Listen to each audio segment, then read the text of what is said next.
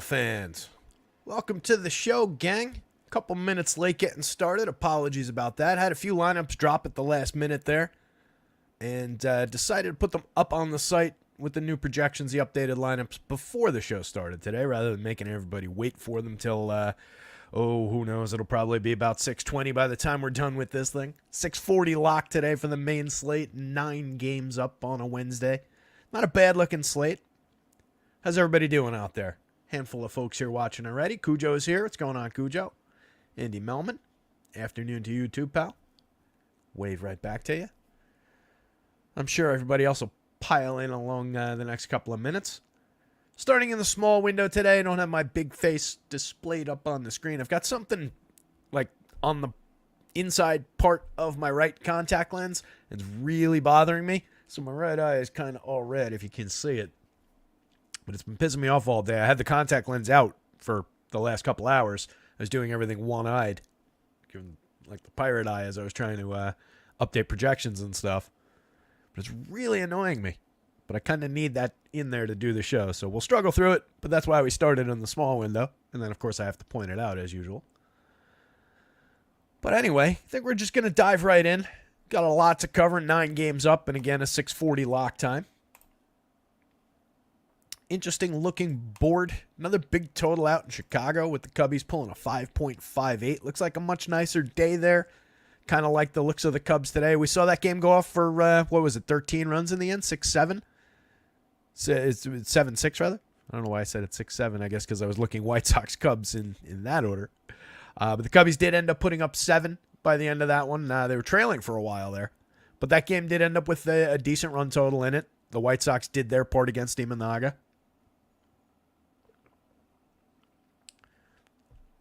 So I guess these Vegas guys know what they're talking about.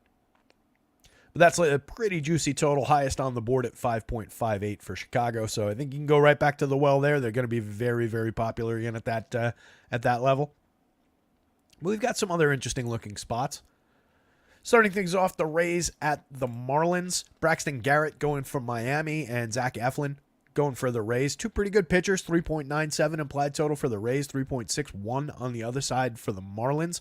I think either one of those guys is pretty usable here. Eflin making his first start in 2 or 3 weeks. The 18th, it looks like, was his last outing. So we might get a shorter than usual start from Eflin. Typically, he's pretty good for giving you 6 innings. We'll see what that looks like as we get into it. Braxton Garrett making his 5th start back has been pretty effective over his first few. Another easy enough matchup going up against the Rays. Really interesting one, the next one here. You can see a very close line and a very low run total for the Los Angeles Dodgers. They're going up against Paul Skeens today. Pretty big test for the phenomenal rookie. So far, he's faced the Cubs twice, the Giants, and the Tigers. Not one of those teams is as good as the Dodgers.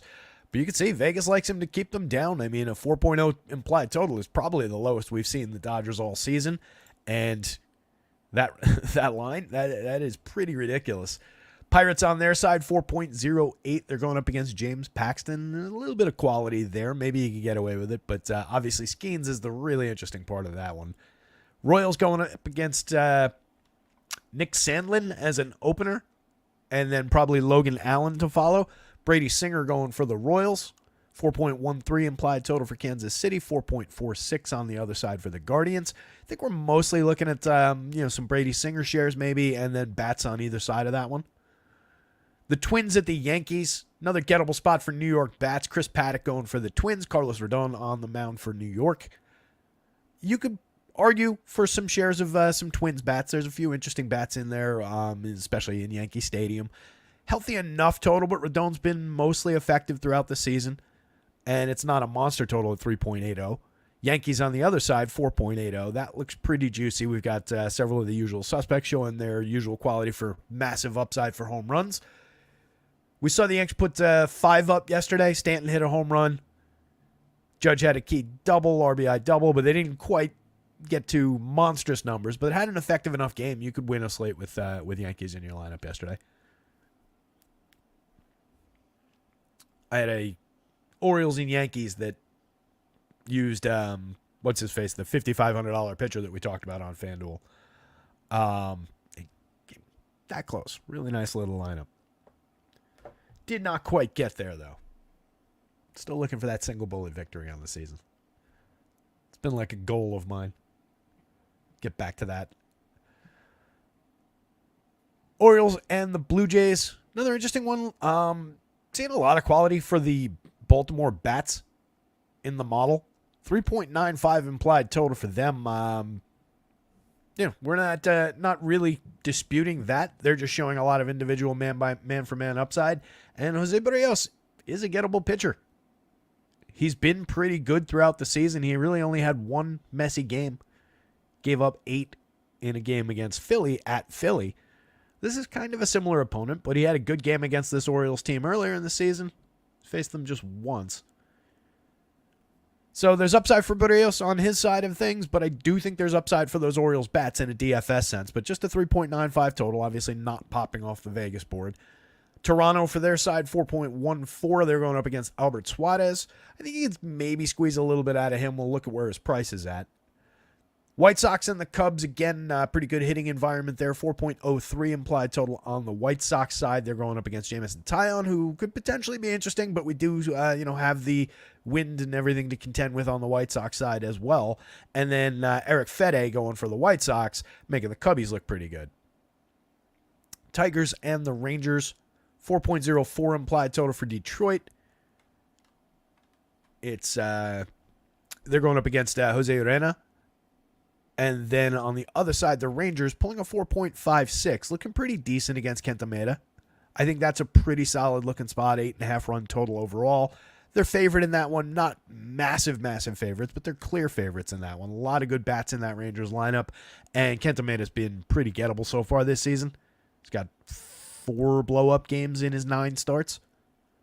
Seems like a pretty good target right now. Padres drawing a 4.49 implied total on their side, 3.61 for the Angels. Dylan Cease going for the Pods, and lost track. Jose Soriano going for the Angels. And then the last game up is Joey Estes going for the Athletics, and Logan Gilbert looking pretty terrific on the top of the board for the Mariners. 4.78 implied total for Seattle. They've got some interesting looking bats. They ranked out pretty effectively on the board. Joey Estes is going to have to be on form to get through them. Might be an interesting spot. He had a fairly effective start over 5 innings against them back in the early part of May, back on May 11th. Not that that is predictive, but at least it shows there's a little bit of quality there. It's been a little bit up and down since. I think we favor bats in that one, but we'll have to give it a hard look. It's an interesting board.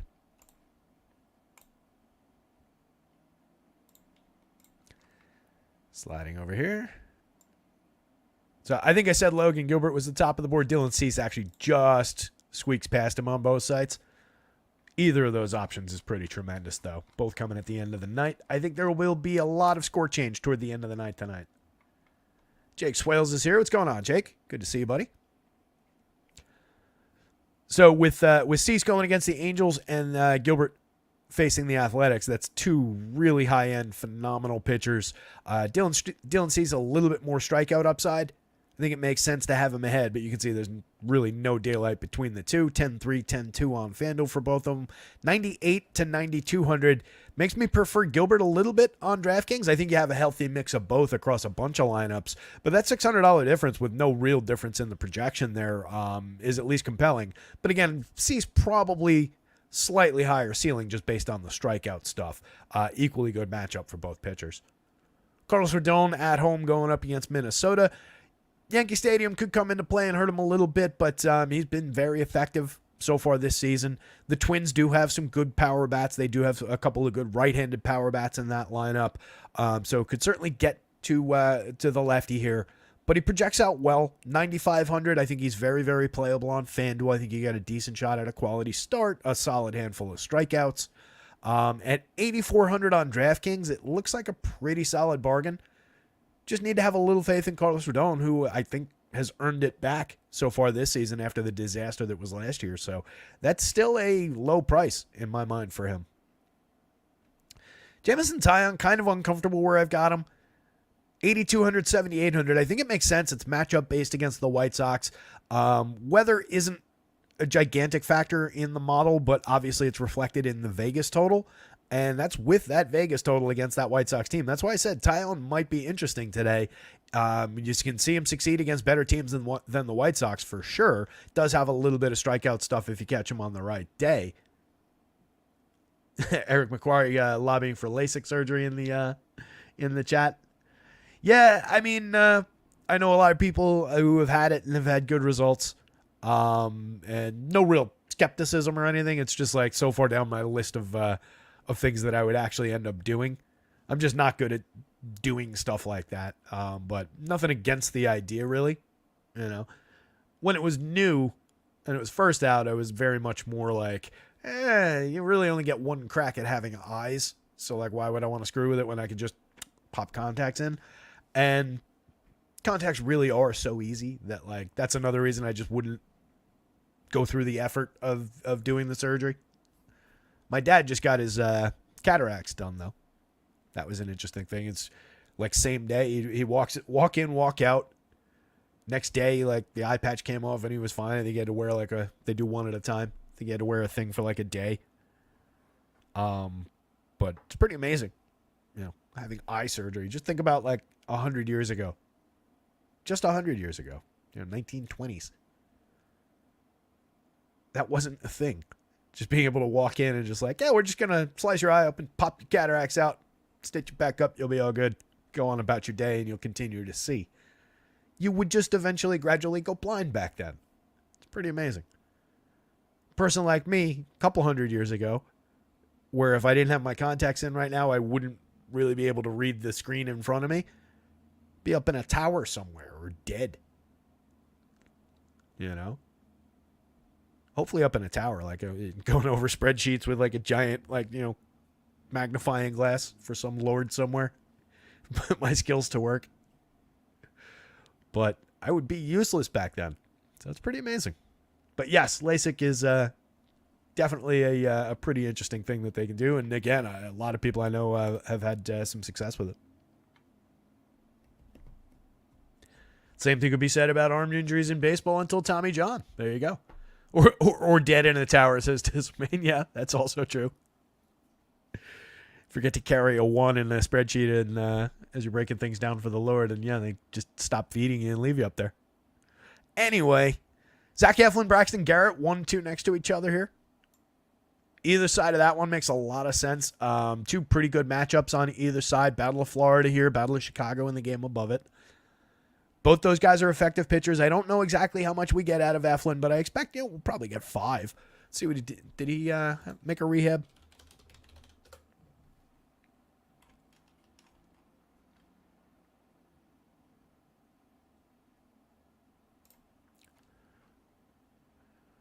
Uh, 15 days, lower back.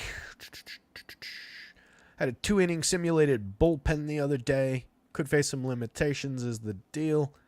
But it does say, they didn't put a number on it, and it does say they're going to wait and see how the game unfolds. So I think that reads as more like the not going to be severely limited. Probably 5 innings is fine. If he's going really well and pitching efficiently and he's only thrown like 60 pitches, maybe he goes into the 6th. I think there's upside for Zach Eflin. And then Braxton Garrett, again, at 84.76, going up against Tampa Bay. Those are very good prices for his upside. He's got some strikeout upside. Pretty good lefty pitcher. Skeens, 9,600, 8,800. Obviously could go out there, dominate, win the day. Just a healthy dose of skepticism. I do think he's phenomenal. It's not about him. It's not about his talent. I think he's the best young pitcher in baseball. But, first year rookie prospect, whatever you want to say. But this is his first real test. And I think that includes everything in college and everything in the minor leagues. This is the first time he's really going to be challenged in his career throwing the baseball on the mound, facing this Dodgers lineup. Like, there's a lot of good hitters in those lineups that he's faced. Don't get me wrong. He's been challenged to some degree, but he's never faced a lineup this good. So I do think he's got the opportunity to dramatically improve on these median projections and get up to this kind of a level. Win the day. I don't think he's mispriced. If you made him cheaper, he'd just be, piled and piled on ownership. I do think he's actually a little bit inexpensive on DraftKings and appropriately priced on FanDuel. Across 150 lineups, I would absolutely have a decent investment. And if he's under-owned, I would pile on more. He does have that kind of ceiling. But I would probably hedge with some Dodgers. I think they're good enough to get him. I think they're a low strikeout. There's a lot of threat in that lineup. Brady Singer, not an ideal matchup against the Guardians, but talented enough to get through it and put up a decent fantasy score for 8,900, 9,000. It's just I like that block better with the cheap pricing and with the matchup for Taillon. Joey Estes, like I said, you can't really keep him down too much going up against that Mariners lineup. Otherwise, it'd just kind of be artificial. If he gives you a handful of innings, 6,800, 6,400, I think there's value there, at least on DraftKings for 64. There's bargain bin kind of value in Joey Estes going up against that weak Mariners lineup. Not like we're talking about a good pitcher, but we've succeeded in that spot before. Jose Barrios going against Baltimore. Like I said, I kind of come down on the Baltimore side of that one, but Barrios, good enough to get there, a little bit slightly above league average type of a talent, but pitching fairly well this year, 9,000, 8,200 across sites. Give him a hard look when we pull it up. Suarez on the other side of that one, 6,971, effectively priced. Could get through the Toronto lineup a couple times cleanly. It depends on the strikeout upside. Those are cheap prices. At least puts them in the bargain bin, I think, on DraftKings. Fede, I have no faith in against the Cubs. Projects out all right, but 86-81 doesn't really look right. The Cubbies drawing the highest run total on the board. I think that's a really avoidable spot. Jose Soriano for 8,000, 7,300. Another one projects in the middle of the board for a fair bargain bin price, at least on DraftKings as an SP2. He's usable over there. Paddock against the Yankees gets a little bit thin down there. He's seen some success this year, but tough matchup. Yankee Stadium, not ideal. Kenta Maeda against Texas. I think Texas just slams him there. Same with Paxton against Pittsburgh. We really haven't seen much quality out of Pax. Probably not the right spot to get him. Not like it's a high-end Pittsburgh lineup, but they've got some decent bats against lefties, and again, he just hasn't been that good. Jose Urena against Detroit, 6,000. Doesn't project out well at all. Very, very cheap as an SP2 option. There's a lot of options that are better than him, though. And then Sandlin is just going to be here for like 2 innings as an opener.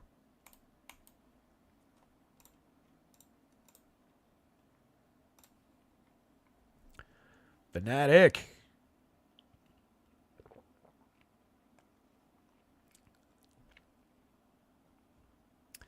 $14 earned runs in 4 games. Who dude? Which dude?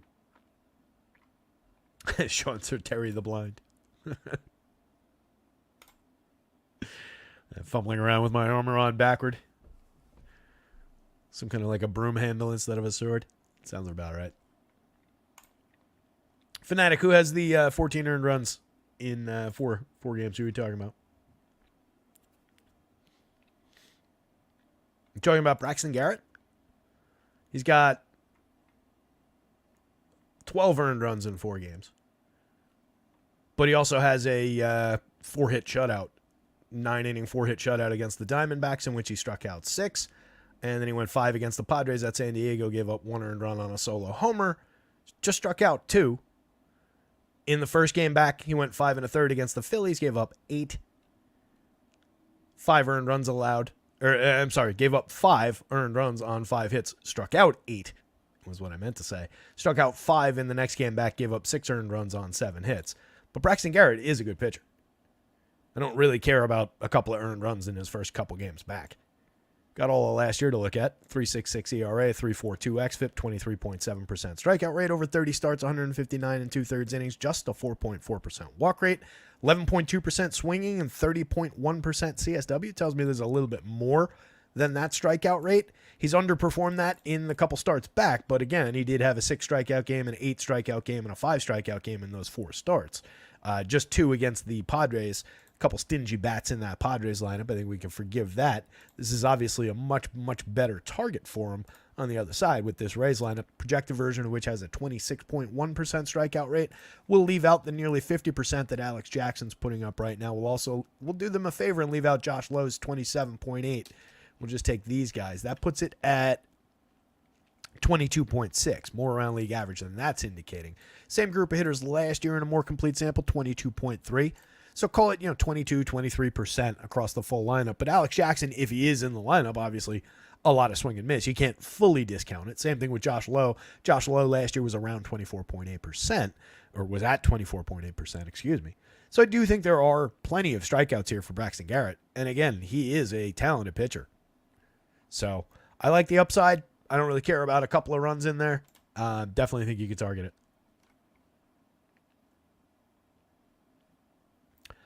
Why Taillon over Fetty? Taillon's a better pitcher than Fetty. And he's got the way better matchup. I mean, not to skip ahead, but wouldn't you rather use him to target these guys than use him to target those guys? These numbers? That's just, I think that just makes sense. Fetty's got a 22.8% strikeout rate. Sure. Neither one of them's got great stuff. Sure. 3.12 xFIP ERA and a 3.69 xFIP, 2.84 ERA, but a 4.47 xFIP. Last year, Taillon had a 21.4% strikeout rate. 2 years ago, he had a 20.7. Fetty was in baseball back then. He had a 16.4. This is more who he is. He made some changes while he was away. Didn't pitch in major leagues last year. He was so bad that he didn't have a job. Came back this year, and he's been effective. Don't get me wrong. I just don't really believe. I don't believe that this is real on a 7.8% swinging, 24.1% CSW. I'm not saying Taillon doesn't suck. Don't mistake what I'm saying. But Taillon can be effective enough, and he's got a terrific matchup against this lousy White Sox team. I even said it when I was talking about him at the beginning of the show. I'm not really comfortable with where he is, but I can't really adjust it down all that much based on a lot of career history with this guy. He's underperformed in things like strikeout rate so far this year. No doubt about it. And I mentioned it before. He doesn't have the wind on his side either. The wind is going to help the White Sox hitters just as much as it'll help the Cubs hitters. These guys all still suck except for Luis Robert. So there's still upside. But that's just why you go to him in the head-to-head. We'll get back to this game in a minute. You guys just want to bounce around and talk about pitchers all show? We can do that. It'll be faster.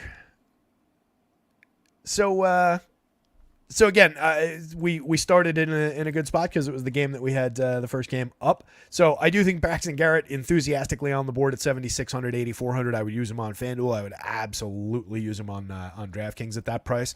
There's a lot of upside there. So Braxton Garrett firmly on the board. Eflin on the other side, again, hasn't pitched since the 18th. It was back tightness, but typically does give you six innings clean. He's gone 5 times in his 10 starts, into the 7th twice. Completed 3 times, completed the 7th once.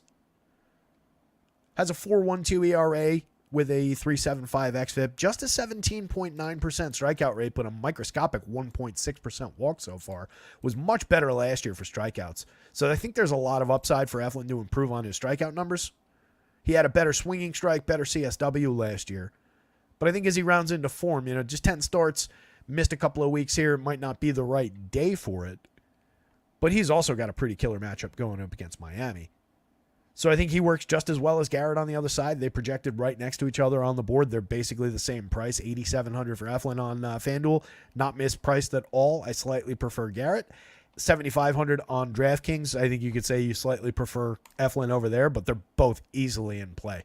I don't know that I would do something like take both cheap pitchers on DraftKings and, as Gunn likes to say, throw a blanket over the win. Gotta get in touch with Gunn one of these days. But I do think both of these guys are individually in play.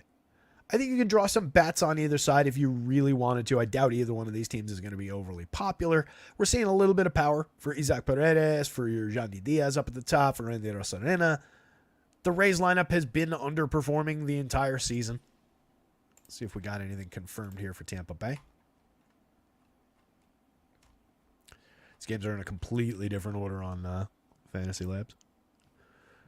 Not up on Labs. There it is. If you're playing the slate that has Mets Nats on it, they're delayed. They're in a rain delay. That also reminds me, we do have weather in one of these games. The Kansas City and Cleveland game is the one that's really threatened by weather. Seems like Roth thinks everything's going to play. The Dodgers and Pittsburgh have some rain, but his take was it's probably going to miss or come after the game. It looks like he's saying, kind of we'll dial up a better forecast as we get closer to lock for the Cleveland game, but that seems like the one to watch. And then again, the Mets Nats. If I was playing that slate, I'd be a little bit concerned with just the way that the Nats can be a little bit weird with weather.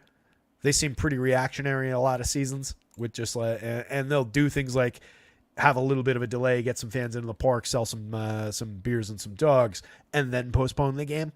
So they can be pretty reactionary that way. So that's one that I would be worried about if I was playing that slate. I'd be looking at. Did that start yet? It's a 4:05 on FanDuel. It's a 3:40 on DraftKings though. So you just started on DraftKings. So good luck. Anyway, getting back to it, let me grab this Rays lineup here. I think it's probably pretty similar.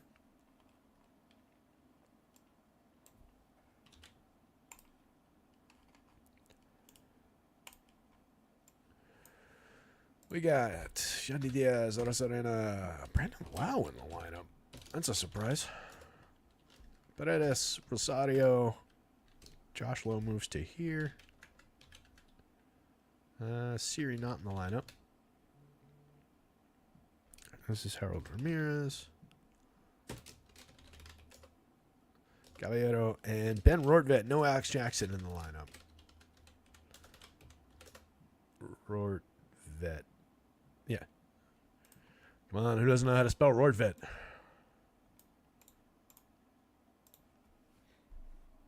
So looking up and down that lineup, now we've got a more clear-cut 22% strikeout rate for this group of hitters.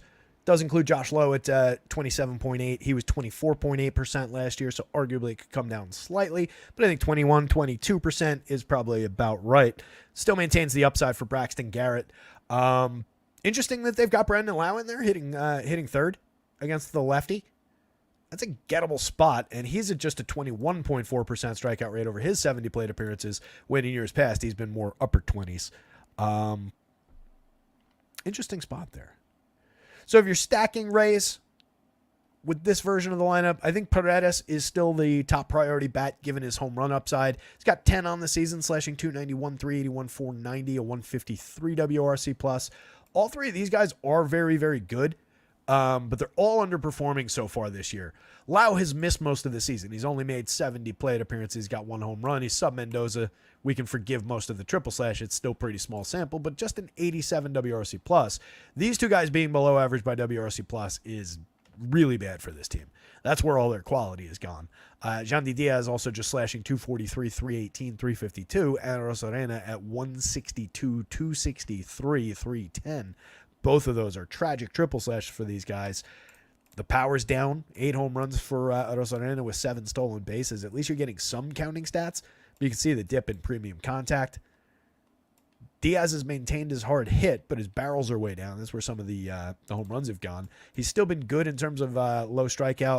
Rosarena is striking out a little bit more this year. Everybody's still drawing walks, but Garrett doesn't really walk anybody. Not a great spot for that, outside of some power. And you do have several good righty power bats up there with Diaz, Rosarena, and Paredes. And then we'll see what we get out of Brandon Lau. What's his?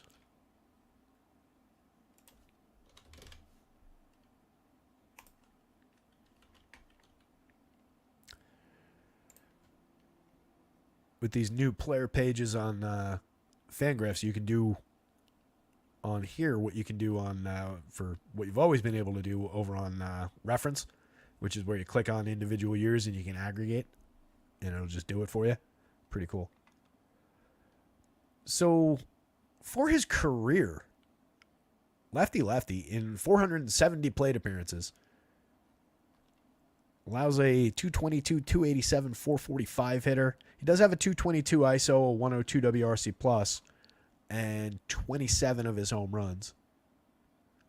So it's not bad. I'll scrap the. I'm just looking for home runs out of him most of the time anyway. He's a much better average and on base option against righties. Better run creator against righties. The power does go up. He strikes out a lot more against lefties. I think it does give Braxton Garrett a nice little cushion on strikeout upside having him in the lineup there, but there is definitely a power threat there as well. He doesn't lose his power lefty. So he's playable in stacks if you're going to the Rays as a contrarian option. Ahmed Rosario, 39.28, 4 positions on FanDuel is dynamite for a player like that. 2 positions on DraftKings, right where you want him in the middle infield, 3,900. He's cheap. 2,800. He's very cheap on FanDuel. 2 home runs, 5 steals, 108 WRC plus. Getting on at just a 305 clip, but he's hitting 293. If he could ever improve the walk rate a little bit and get on a little bit more, his value would significantly go up. Right now, he's just a great bat on ball option, puts a ton of balls in play. He's got an okay hard hit rate at 37.2%, but I'd love to see that into the 40s. He was close to 40% each of the last 2 years. So I think there's more room to grow for Ahmed Rosario. Again, I've been saying it all year. I really like the fit for him just in this organization, and he's been doing pretty well. Josh Lowe, a lot of power, some speed, 2 home runs on the season, 240, 296, 440 over 54 plate appearances, a 200 ISO. Had a really good year last year and remains pretty cheap. Howard Ramirez, solid line drive hitter, can contribute 3,600, 2,600 in the outfield. More of a just another outfielder type. But if this team gets rolling, he's definitely a guy who can contribute. Right now, he's at a 78 WRC plus over 161 plate appearances. Not his ideal season, but there's more upside than that. Caballero's got a bunch of stolen bases, 20 on the season, just getting on at a 318 clip. Another guy that could improve by just getting on base a little bit more. Another guy who does put the ball in play. Some. Low walk rate. It was mixed between this year and last year, though. Higher strikeout, lower walk this year so far. Doesn't really hit the ball all that hard. So we're just really talking about a couple of base hits, maybe some stolen base upside. Rortvedt instead of Alex Jackson as the catcher. More of a defensively tilted catcher. 252, 369, 291 though over 122 plate appearances. Effective enough with the bat, but we've got a lot of better looking catcher options. If you want to take Marlins against Zach Eflin, which again is probably doable given the dip in strikeouts for Eflin this year, the fact that we might get into the bullpen early, I think there's enough quality toward the top of the Marlins lineup that you can mess around with it a little bit. There's a little bit of power showing there for those guys. Jazz Chisholm, Josh Bell, Brian De La Cruz, and Jesus Sanchez at least. No Jake Berger. Going down the lineup, it does get very, very thin, so you get concerned about their quality, their ability to turn the lineup over and really sustain rallies. That's what kills a stack, even if those guys, you really need those guys to hit in each of their plate appearances rather than just a couple big knocks as part of a sustained rally, if that makes sense. So if you're really just hyper-focused on I'm taking these 4 guys and they're the only good 4 guys in this lineup, it does diminish the quality of a stack. But you do have Otto Lopez, who's been okay in the middle of the lineup, 3,000, 2,700. He's slashing 295, 330, 432, creating runs 17% better than average to lead this team right now in his 95 plate appearances. And then you get Nick Gordon, 6 home runs on the season and 154. He's also stolen 5 bases. Just an 82 WRC plus. He's wildly inconsistent, but he can deliver some quality hits, quality bat on ball. I think that was a pretty small sample last year. Yeah, just 93 plate appearances last year. Year before was decent. He hit 9 home runs, stole 6 bases, but slashed 272, 316, 427 and created runs 11% better than average. So there's a little bit of that kind of quality for Nick Gordon any given slate. Timmy Anderson, Vidal Brujan, and Nick Fortes at the bottom of the lineup. Fortes could hit you a cheap catcher home run from time to time. Not great, not a ton of upside, but a little bit of bat on ball with a little bit of pop behind it. Brujan hasn't been bad, 252, 322, 374, but he also hasn't been good, just a 96 WRC plus, no real counting stat upside. Tim Anderson has been brutal and should probably just not have a job at this point. Not advocating for Timmy Anderson to lose his job. I really liked the guy and thought he was a lot better than this. I don't know really what happened, but it's been bad for year and a half, 2 years, a solid 2 years, I guess. So still young enough to turn it back around. He's only 31, I want to say, but no real justification to play Tim Anderson right now. So both pitchers on the board, both pitchers above either one of the stacks. The stacks are moderately playable. Probably prefer the Rays against Garrett, despite preferring, I think, Garrett against Tampa Bay slightly in the pitching matchup. I think the Rays are a better top to bottom lineup here than the Marlins are. Dodgers, Pirates. So Paul Skeens has a 35.7% strikeout rate over his first 4 starts, 22 innings. That's really good. 2.45 ERA with a 2.06 xFIP. 90 plus miles an hour of exit velo, but just 37.5% hard hits, 6.3% barrels, 0.91 whip with a 16.4% swinging strike rate. Been tremendous. He's been as advertised since coming up. Did have one low strikeout game. His debut, he went 4 innings against the Cubs, struck out 7, walked 2, gave up 3 earned runs.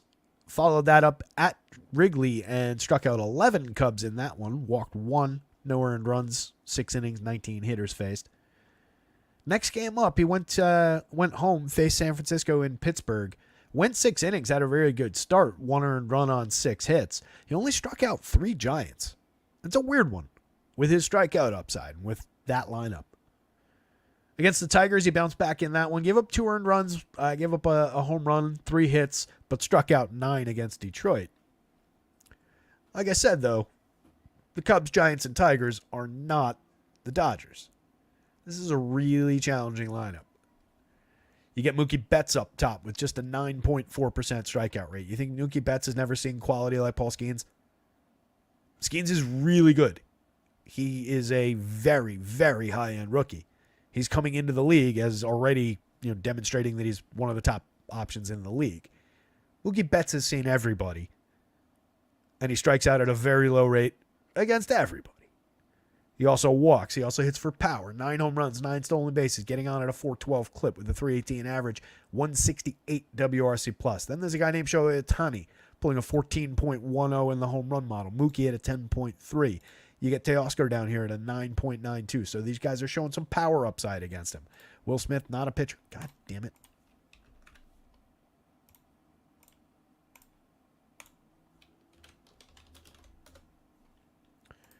I've been so good at catching that for a while, and I missed it. Is Wilmer Flores on this slate? We'll deal with him later. There's probably that Wilmer Flores pitcher too. So Will Smith at a 9.25 in the home run model, showing some power upside. There's a lot of quality in this Dodgers lineup. He's very low strikeout. Freeman's very low strikeout. Ohtani's the easiest to strike out in the top 4 hitters, and he's one of the best players, if not the best player in the entire world. Aaron Judge. 14 home runs, 14 stolen bases, a 180 WRC plus, a 274 ISO. 57.5% barrels, 18.8%. Excuse me, other way around. 18.8% barrels, 57.5% hard hits. 65-44 against Skeens. It's a challenging price, especially with the Dodgers relegated to just a 4-run total. But that's a bizarre place to find the Dodgers. Can't imagine they're going to be all that popular. Skeens will probably be more popular than they are, which is weird. As I've said before, when I do try and get contrarian, a lot of the times I do try and look for good teams that are going to be low owned, just because they're facing a good pitcher, and this pretty much fits that definition to a T. So I think they're at least on the board for some stacks. If you're building a ton of lineup, if you're building one, it would be a super contrarian way to go about it, but it's probably not advisable. If you're building a ton of lineups, though, I definitely think you want to have a pretty okay share of Dodgers in there. Just with this mix of hitters. I mean, going down the lineup, Andy Paez has really slipped for performance over the last couple of weeks, but has a lot of talent, has some power upside for sure for a very cheap price. Chris Taylor at the bottom of the lineup, one of the worst stretches of Chris Taylor's career, over 87 plate appearances. He's very cheap, down to just 2 positions on FanDuel and just 1 position on DraftKings. Gavin Lux has not really been good, striking out too much. All 3 of these guys are striking out too much in their varying sample sizes. Jason Hayward doesn't really strike out that much, kind of on theme with these guys. Teoscar Hernandez strikes out a ton. He could be a 0 for 4 with 4 strikeouts, kind of a candidate here. But he's also got 12 home runs, a 212 ISO. Hayward's got a 191 ISO. He's hit 2 home runs in his 52 plate appearances. He was a nice surprise last year for some power from the left side of the plate. The real quality is 1 through 5. That's a deadly 1 through 5 with not bad supporting options down lineup. I would absolutely play Paul Skeens against, especially at just 8,800 on DraftKings. 96, I think if you're building a bunch of lineups on FanDuel, he's absolutely worth it. But much like I said about the Dodgers on the other side, if I'm building one, I don't know that there's enough discount there. There's discount there. He should be a $10,000 pitcher against most teams. I don't know if there's enough discount there relative to where some of these other guys are that I really want to tangle with the Dodgers, even with Skeen's elite strikeout upside. And this is a situation that you could consider it easily like, and this is a big name to throw on it, you could consider it like Spencer Strider against the Dodgers, given how good this kid has been and is supposed to be. So if you would play Spencer Strider against the Dodgers here, would you play Paul Skeens for cheaper than what Spencer Strider would have been listed at in this spot?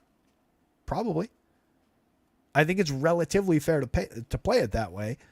But like I said, I'm a little bit more skeptical just given this is the biggest challenge that he's faced. I kind of want to see him prove it. I do think he's got the ability, and I do think that, even if it doesn't happen today, that doesn't mean anything going forward about Paul Skeens. It's just ran into the Dodgers in the fifth start of his career and got put in his place a little bit kind of a thing. But odds are Skeens has a very good start here. So I know I'm kind of sitting on the fence on that one. On the other side, James Paxton, 7,700, 7,900. Projects down near the bottom of the board, just a 14.2% strikeout rate over 10 starts, a 3.29 ERA, but a 5.40 xFIP is more honest, 12.8% walk rate on the season. He's been really bad. Facing the Pirates, you can see there's some quality for power in this lineup today.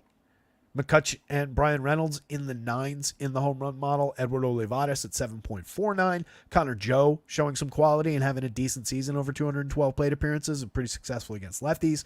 Ke'Bryan Hayes is a pretty good hitter in there who's underperformed so far this year in his 166 chances. Jasmani Grandal, a switch hitter who I will mention every time because he burnt me with those two home runs the one time I didn't. Jared Triolo down toward the bottom of the lineup. Jack Suwinski got sent down and then called back up. Lefty spot for Suwinski has him in the bottom of the lineup, but you get him later in the game against a righty. 4 home runs, 5 stolen bases on the season. Underperforming his talent for the season. A lot of barrels, a lot of hard hits last year.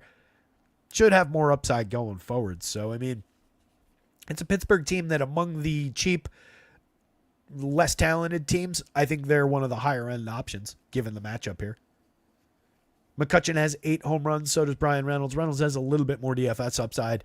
They've both contributed positively, though. 15% and 10% better than average for run creation. Somewhat based on the ability to draw some walks and reach first base. McCutcheon, for the fact that he's got a 15.7% barrel rate and a 43.3% hard hit over 209 plate appearances, you could definitely say he's underperformed that contact in just having a 239 average and 8 home runs and a 161 ISO. It's a little bit more upside for power if he manages to sustain that premium contact. It's just I think this normalizes back toward this.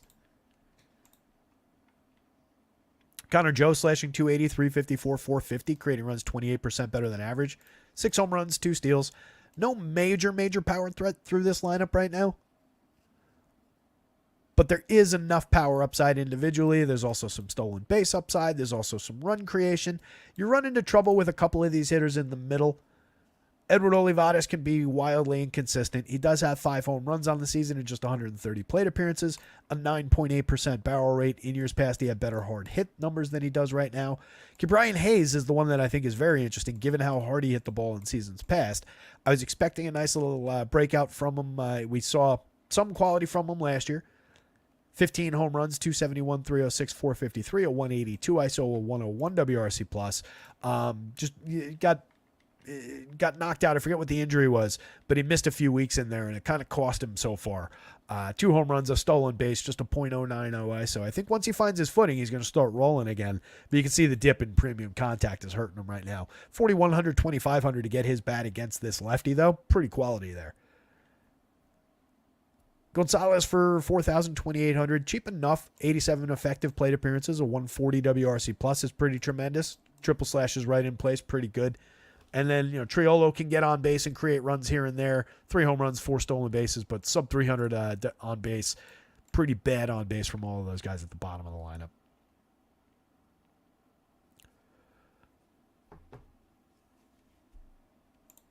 So,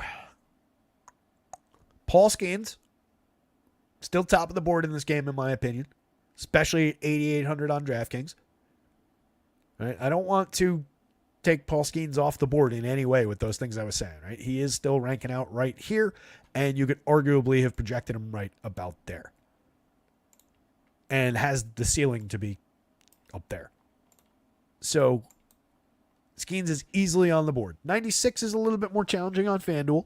There are options I like better, but I think he's definitely on the board, and if he's under-owned over there, you'd absolutely load up. Dodgers bats right behind Paul Skeens, though.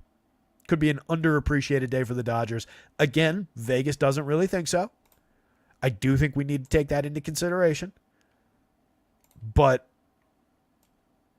we also need to take that into consideration and the fact that it's DFS, not straight up betting. So there's definitely quality there.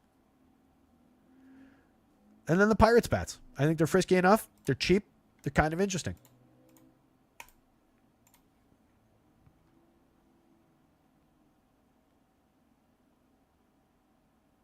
Eric McQuarrie, thank you for letting me know that the top stacks page needs to be updated. Bottom chart is still showing yesterday's stacks. I can fix that real quick.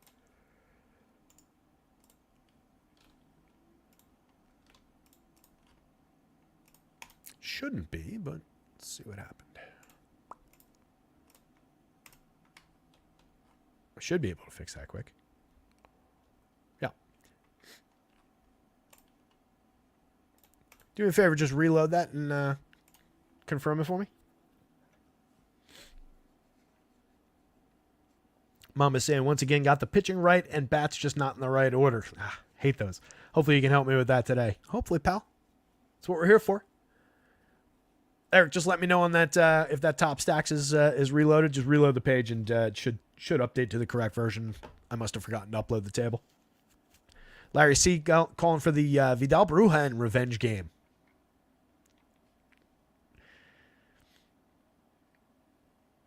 Yep, Lone Wolf knows. Shawno, going to make today easy and lock Skeens. I don't think that's a mistake. I really don't. Shawno saying I'd play Skeens in both SP spots if I could. Yeah, I mean, you're not going to see him that cheap in many situations. So I think the price absolutely reflects the matchup and takes care of any threat from the matchup on DraftKings for sure, and then maybe a little bit on FanDuel. But he's still pricey for the matchup on FanDuel. There is a lot of threat, though. Again, 4 runs kind of ruins his DFS day unless he's out there also striking out 12, and there's a lot less ability to strike out that many of these Dodgers. So I do think it hampers the upside compared to where he normally is against mortal teams. But good pitching tends to be good hitting, and he already qualifies for that good pitching list. So, yes, I'm with you. I don't think you're making a mistake by doing that. Let's talk Nick Sandlin, 7,000, 5,500. Do you want him? No. 4.61 projection on DraftKings for an odd 7,000, considering that he's an opener. Really weird price fit, but has not gone 2 complete innings the entire season. Last pitched 3 days ago. We're not going to see Nick Sandlin for more than an inning and 2/3. Maybe he get his first 2-inning game of the year, but he's not on the board on either side. Should be Logan Allen coming in, last I saw. After that, the lefty. No issues lining up against this lineup. They would roll this same lineup probably against him if he was just starting. So I like the upside there. Not really worried about Nick Sandlin. He does have a 28.4% strikeout rate, a 2.77 ERA, but Stuff Plus doesn't really like the arsenal. He's given up a fair number of hard hits right around where we want him for exit velo and on a 20.6 degree average launch. So I think in the innings that Sandlin is out there for, there is a little bit of home run upside maybe for the Royals side of things. That said, tremendous swinging strike rate. CSW is very good. The strikeout rate is good. He's walked a few. But the fact that Stuff Plus has him here and he's generating that means maybe there's just one elite pitch. I don't really know the pitcher that well. I don't really track relievers all that much. But probably more looking like takes the top off of these guys. You know, maybe he gets that far in an inning in 2/3, takes the top off of them. And then they bring in Logan Allen to face MJ the first time up in the second inning. Feels like what they're looking for here. Not totally sure it's going to work. Because if you look at those 4 guys or those 5 guys, one of them's got a tremendously high strikeout rate. 29.2% this year, 28.5% last year for Nelson. But before you get to Nelson, you've got to go through mid-teen strikeout rates for all those guys. Last year, you had 23.3% for Sal, 22.3% for Michael Garcia. Noted improvement for Garcia. Sal's had some other lower strikeout years than this in his career.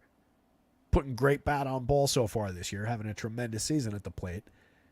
Vinny, believably low strikeout. Bobby Witt, a superstar, and believably low strikeout. So this is not the easiest stretch in the world for Nick Sandlin to get through. That's exactly why he's on the mound to open rather than Logan Allen going against those guys. But I don't think it totally removes the quality from them. Michael Garcia, 311 on base. The on base keeps improving. 263, 311, 397. It's been effective. 98 WRC plus, could be better from the leadoff spot. Again, needs to continue to get on base more. Been saying that all year. But 5 home runs, 13 steals. Not bad output. 9 home runs, 17 steals for Bobby Witt. Also creating runs, 48% better than average. You get Vinny Pasquantino up to 107 WRC plus, up to 7 home runs, a 189 ISO. We're seeing that power upside that we've been calling for, right? We're up to 10.2% barrels and 46.6% hard hits, improving on these numbers from the past couple of seasons. Strikeouts are up slightly year over year, but it doesn't really matter. Still a guy who doesn't strike out and puts just a ton of bat on ball. I think there's even more upside. I think we've got more room to grow here from a hitter that we've seen take some pretty serious strides. $2,900 is still very, very cheap on FanDuel. $4,800 is still pretty cheap on DraftKings for the upside. Sal at 53.34, especially where you have to play catchers, looks very good. Nelson, we get a little thinner down here, but there's power upside for sure. 11.2% barrels out of him, 37.1% hard hits. MJ, 10% barrels, 39.2% hard hits. Probably, again, going to be the first guy to face Logan Allen, but Logan Allen hasn't really been great. MJ also hasn't been great. The triple slash is atrocious, but does have home runs. Hit his 5th home run of the year the other day. Hunter Renfroe, Garrett Hampson, Kyle Isbell's been pretty weak down toward the bottom of the lineup. Hampson, oddly the best out of those 3 so far this season. Small sample of plate appearances. I don't think he's a 314, 368 hitter the rest of the way. Cheap enough that you can stick him into a few lineups. Does fill 4 positions on the DraftKings slate. Isbell and Renfroe have both been pretty awful. They both do have any given slate power upside. If you're building 150 Royal stacks, you can throw them in. If you're building 7, you maybe don't get there. Going the other way, Brady Singer on the bump for the Royals. Kind of interesting. Hang on one second. Too many different, like 4 different text message threads going bananas about something. So Singer on that side, 61 2/3 over 11 starts, 25% strikeout rate, 2.63 ERA with a 3.32 xFIP, very solid 30% CSW. It's been really good this year. Pitching like the good version of Brady Singer again. You can see Stuff Plus still doesn't like the full arsenal. I actually want to look at that. What's been most effective for him? It's really just the slider that grades out slightly above average. It was a better pitch by Stuff Plus in years past, but in every year that's been his only above average pitch by Stuff Plus. Solid command. He's got a 103 location plus rating, but just 95 by pitching plus, which is the aggregate. But he makes it work, and he has been. It's just not a great matchup for making it work. You know? I think this Guardians team could take advantage of that light stuff. It's probably more of a draw because he projects out fairly well. 9,800 against Cleveland. Not my favorite target on the board, though. Fairly in the middle of the board. Cheaper guys down here that project similarly. Cheaper guys up here that project a little bit better. So I think I go to Garrett, Eflin. Maybe not Eflin with the threat of a short start. Tyon is rough, but for the discount, it's at least in consideration. Skeens for sure. Estes for a big discount, maybe. A lot of bad pitchers down here though today. Not a safe bargain bin by any means. So Singer's safely on the board in his price range. It's just there's a lot of options in that range. And the Guardians, just again, low strikeout by and large, especially all their best hitters. You get Kyle Monzardo at a 29.2. You've got Schneemann at 33.3, but that's only in 3 plate appearances, so we'll forgive that. 35-1 out of Bo Naylor is very realistic, but everyone else in the lineup is in the teens or even better. So this is a low strikeout bunch. Singer could be challenged by them today. Last time out, Singer went 5 against Tampa Bay, struck out just 3, gave up a homer, 1 earned run, 2 runs on 4 hits. Gave up 6 hits to Oakland, but just 1 earned run, struck out 9 in that game. Gave up 4 earned runs on 9 hits to Seattle at Seattle, struck out 6. Bumpy one considering how bad Seattle's been. Has not faced this Cleveland team yet this year. The Rays, the A's, Seattle, Milwaukee, Texas are all right. Detroit, Toronto's okay. Chicago, the White Sox twice. The Twins are okay, and the Astros, when they were scuffling back in the beginning of April. Not exactly like a murderer's row of opponents, really. It's one of the better lineups he's faced. I think I prefer going to the Guardians bats, but again, Brady Singer on the board. Guardians at the top of the lineup. Stephen Kwan back in the lineup, one of the elite contact guys in all of baseball. 8.4% strikeouts this year, 7.8% walks. Last year it was 10.4 and 9.7. 362, 416, 496, doing Stephen Kwan things while he's been healthy. 154 plate appearances, missed a chunk of time, creating runs 65% better than average. Just an ideal table setter ahead of these guys, especially while these guys are playing as well as they have been. So it's really interesting. No David Fry in the lineup today, but still a lot of quality. Andres Jimenez, 5,000, 3,400, contributing a lot. 110 WRC plus, getting on at a 336 clip. 4 homers, 9 steals with a pretty solid overall triple slash.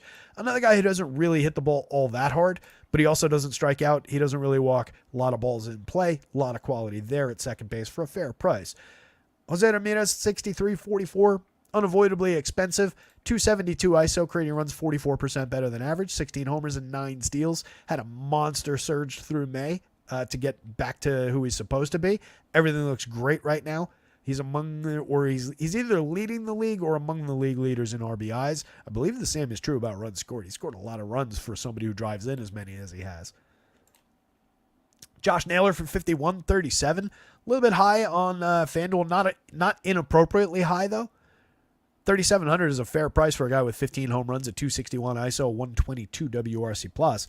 It's just relative to the FanDuel cap, that's a little bit higher than the 51 relative to the DraftKings cap across town. 11.1% barrels, 44.4% hard hits. Josh Naylor's been tremendous. Kyle Monzardo slashing just 226, 262, 355 with a 76 WRC plus. 0 home runs, just a 7% barrel, 34.9% hard hit from the big rookie. Was absolutely mashing in AAA before they called him up. Needs to get back to that form here in the show, but still trying to find his footing. Any given slate upside for sure, and easily playable, especially at 2,200 on FanDuel. It's just, you're sticking him at util because you're not skipping Josh Naylor that many times. On DraftKings, they're positionally blocked, so it's actually a decision over there, which sucks. There is upside, though. I mean, that's for half the price at first base. I don't know that he's half the player. He's got half the home run rate. So maybe he is half the player. But I think there's a lot of upside for that price at 26. I just hate having to skip Naylor and would not want to do it that many times. Will Brennan for 36.28. Appropriately priced. He's got 5 home runs, 3 stolen bases, 93 WRC plus. Hasn't been great over 171, but there's a little bit of any given slate quality there. No, capable of hitting the ball hard, capable of stealing you a base. Last year it was just an 81 WRC plus. 5 home runs, 13 steals over 455. It's about who he is. I got to look up Schneemann.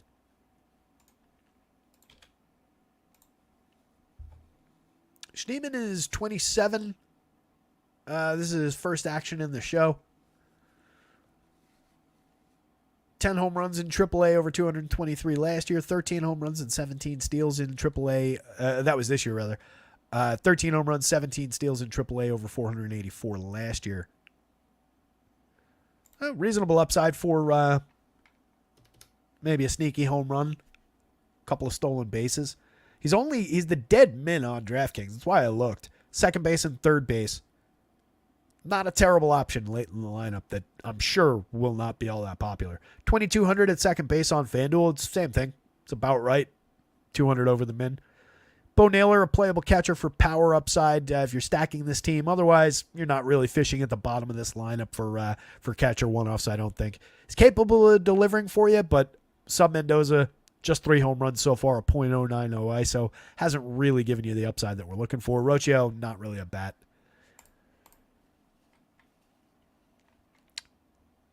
Probably tough one. I think the bats are in play on both sides for sure, and then Brady Singer. I'm just trying to decide on the order there. I think I would go Guardians, bats, Singer, Royals, bats. Does that sound right? Yeah. Guardians, bats, Brady Singer, then Royals, bats. That's how I want it. No Guardians pitching. Not Logan Allen. I haven't confirmed that he is the bulk reliever, but he's been bad this year. 5.83 ERA, 19.7% strikeouts, few too many walks, way too many base runners, not really getting the swinging strikes, giving up too many home runs, taking away the upside for a win bonus. Don't really love it.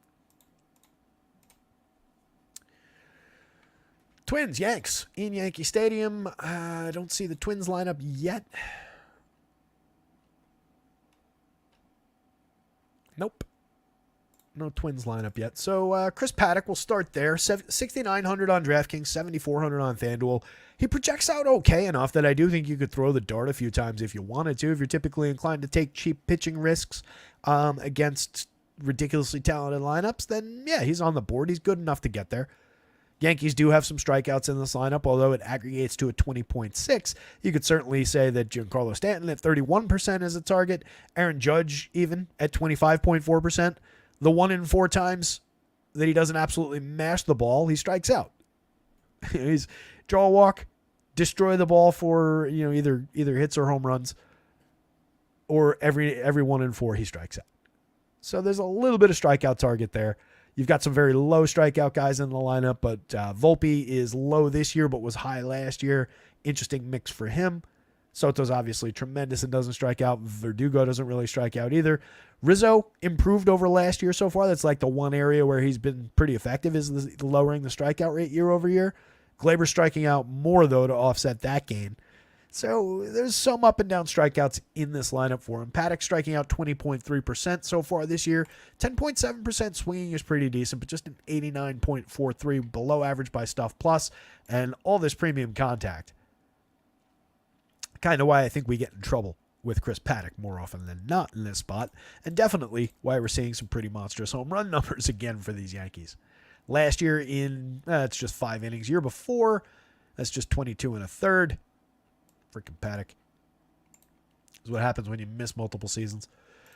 Going back to 2021, his last full sample, 108 and a third over 22 starts, was giving up similar premium contact numbers. So, healthy dose of skepticism on any upside for Chris Paddock. He is just very, very cheap. I think if you're throwing the dart, you're more likely to succeed with it over here. At 74, it's very, very thin on FanDuel. The Twins against Carlos Rodon, less than likely to give him the win bonus. So I think you'd take that for what it's worth. I think he's less than likely to give you 6 good innings. He's giving you 1, 2, 3 quality starts in his 11 starts. So if we're looking at FanDuel, do we want to look for the quality start number 4 against the Yankees in Yankee Stadium? Doesn't seem like the ideal spot to do it. If we're going to Rodon, 8,400 on DraftKings is an absolute bargain. 9,500 on FanDuel is not really inappropriate. He's got a 3.09 ERA on the season, but a 4.48 xFIP. Even if he goes up to the low 4s, I think is fine in terms of the run numbers. He's been effective. 22.2% strikeout rate is definitely down from where he once was. 26.6% CSW, not finishing hitters off effectively, but still does have a 12.1% swinging strike rate. You can see 18, almost 19 points above average by stuff plus. He's given up a little bit of premium contact, certainly a fly ball trajectory. 91.1 miles an hour of exit velo and all those hard hits, all those barrels on that trajectory is not ideal, especially not in Yankee Stadium. 3.58% home run rate. That's why we're seeing some quality numbers on this side for some power upside. So I don't think Rodon's completely safe, but overall, pretty effective. He had one game all season where he gave up more than 3 earned runs. That was a 6 earned run game against Baltimore at Baltimore. Only lasted 4 innings in that one. Struck out 6, but gave up 3 home runs and 6 earned runs. He's given up 3 twice, and every other game is 2 or fewer. Pretty solid run of strikeout games. He had a bump in the road against San Diego on the 24th at San Diego. Struck out just 2 in that one. But he struck out 5 against the Angels. Did end up giving up 3 earned runs on a homer and 3 hits in that game. But effective 6 innings, quality start. He's made 5 quality starts in a row since that meltdown against the Orioles. Prior to that, he had 2 quality starts in a row and 3 quality starts in 4 appearances. So overall, he's been pitching well. The strikeouts have gone mostly gradually up, outside of the 2 strikeout blip and then just 5 in the last game, but slightly up as time has gone on. So I do think there's tons of gettable upside with Carlos Rodon, and where he's priced here makes him interesting. The idea of putting him together with one of these 3 guys, whichever one you trust or prefer, has its appeal.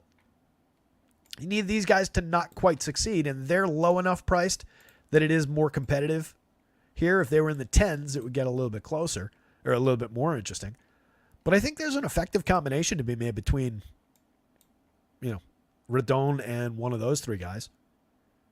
Rodon and Skeens is also pretty effective and cheap on DraftKings. That's actually, honestly, probably my favorite combo. Even with Skeens facing the Dodgers. Like I said, on DraftKings, that price takes care of a lot of my concerns about facing the Dodgers. So that's an interesting combo, Rodon and Skeens, for a little bit of a discount on both pitchers. With all that said, I do think you can take some shots with the Twins on the other side, independent of anything that you do with Rodon. I think they're good enough. I think there's enough quality showing in terms of power. I think there's enough right-handed bats to throw against Rodon in that lineup. I would definitely consider a hedge if you take a giant position of Carlos Rodon. I definitely think a hedge is probably in order with some of the home run and premium contact numbers. Manny Margot in there for platoon purposes. Not really ideal in the leadoff spot so far this year. 209, 279 on the front end of the triple slash. Hasn't done anything noteworthy at all season other than kind of avoid strikeouts. Carlos Correa, much better option to start a stack. 4,300, 3,000. He's very, very cheap for his quality. 4 home runs on the season, a 184 ISO, a 123 WRC+, plus, getting on at a 335 clip, hitting the ball very, very hard like always. Not really striking out, drawing walks. There's no reason in the world he should be quite as cheap as he is, especially on DraftKings. That's very cheap. Still a good bat. I know he's only hitting 259. I know that 4 home runs in 167 is maybe not like superstar caliber, but I think we got to give him a little bit more credit for being a pretty good bat with some upside, and a 184 ISO is not bad. That's an effective enough power bat. Jose Miranda, 3,400, 2,600, has a 189 ISO. 6 home runs and 151 plate appearances. 283, 11, 469. He's created runs 22% better than average. An effective bat on ball hitter, low strikeout, low walk rate, a lot of balls in play that are pretty well struck. Higher hard hit rates over time. A couple more barrels so far this year in a small sample. Ryan Jeffers, the only player above the magic number in the projected version of the lineup. Their catcher, pretty interesting catcher for 4,600. That's not a bad catcher one-off consideration. He's hit 12 home runs. He's got a 279 ISO, over 208 plate appearances, 12.8% barrels. Kind of interesting. Double-digit barrel rates each of the last 3 years, 40+% hard hits. For just 4,600, if he's hitting cleanup or thereabouts, it's an interesting catcher one-off, and he's definitely a priority in stacks on DraftKings. And very playable in stacks on FanDuel. No first base blocker to really worry about. Carlos Santana at the bottom of the lineup does play first base, but you can obviously use them both if you're inclined to on FanDuel, and you can consider Jeffers their first baseman on FanDuel if you want to. Royce Lewis back in the lineup. Hit a home run yesterday. Look at him. Did I not update stats? I think I forgot to update the stats. I'm just realizing that. A couple of these numbers I've been giving you guys are off on the hitters. I forgot to update today's stats board. Because Royce Lewis, I think, didn't he hit a home run yesterday? Shouldn't he have 2? And I think that I wanted to see what that WRC plus was. That's why I remembered. Remember yesterday it was 910, and I said that's ridiculous. Hang on one second. This will only take a sec. Apologies for that. I gave you guys some incomplete stat numbers there. It was missing just yesterday, just for the hitters.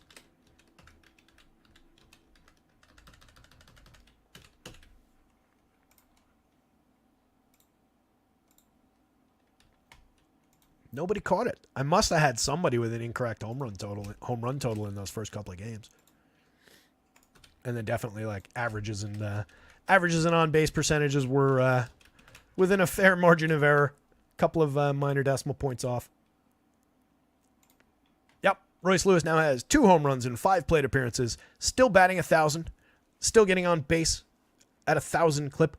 3.0 slug, 2.0 ISO, and a 774 WRC plus. So he went, 3 for 3 with a walk yesterday, hit a home run, and his WRC plus went down. That's ridiculous. 5,400. It's a fair price for a pretty good right-handed bat against the lefty with some power upside. 3,000 at third base on FanDuel, definitely effective there. Byron Buxton, cheap for his upside, but has been really bad over 153 plate appearances. Tons and tons of strikeouts for Rodon to go get. So I like the upside for Carlos Rodon in that matchup. But again, getting Byron Buxton's righty power at those prices, any given slate, there's monstrous upside given who he's been over time. He just hasn't really found his footing for this season at all, and has missed so much time over time that his career is not what it once could have been. 4,100, 2,900 with 4 positions on FanDuel for Willie Castro. He's only an outfielder, kind of just another outfielder on DraftKings. More interesting on FanDuel for the price, for the quality. Down to 257, 335, 416, still creating runs 17% better than average for the full season. 227, pretty effective plate appearances, some counting stat upside, hits from both sides of the plate. Kyle Farmer, if he's in the lineup, capable of hitting you a cheap home run. Has not done so far this year in 106 plate appearances. He's been really bad. And then Carlos Santana, up to 8 home runs in 209 plate appearances, was mostly shot to start the season, was limiting strikeouts, and that was all he was doing. Then went on a bit of a power surge. So we're up to 8 home runs, a 161 ISO, making pretty good contact. Not a total afterthought for a cheap price at the bottom of the lineup. Improves if he climbs the lineup when they confirm it. The Yankees side, going up against Paddock. I definitely think we're stacking Yankees. They're rated out as one of the top teams of the day. We're seeing a ton of power in the model. I like their upside to...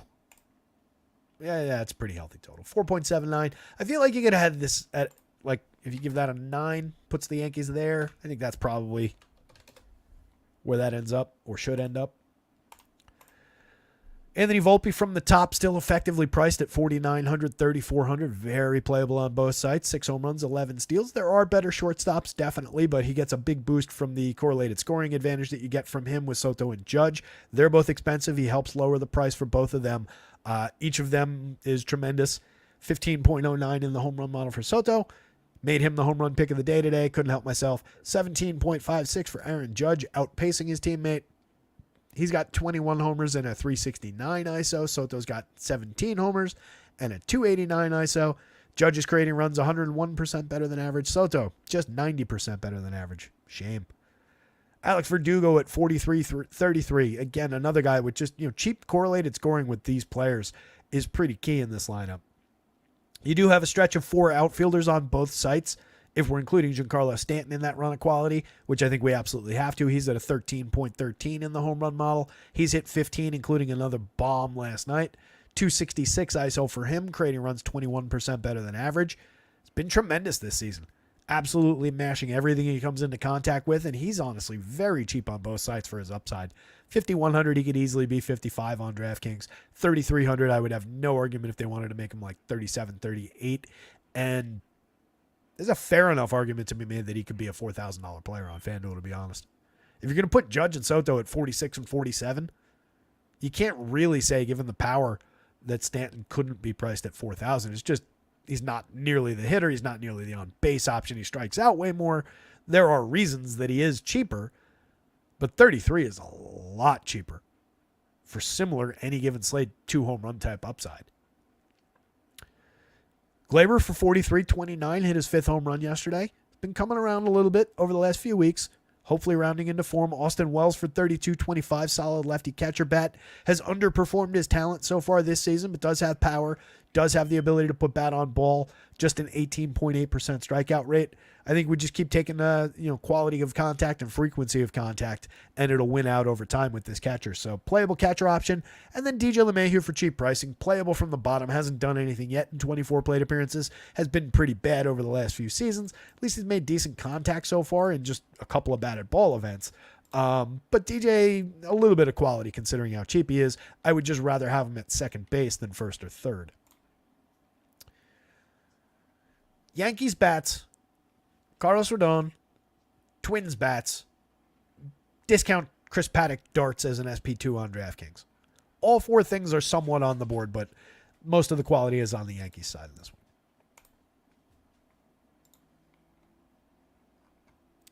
Sean O saying Paddock is going to get killed. Yeah, I tend to agree.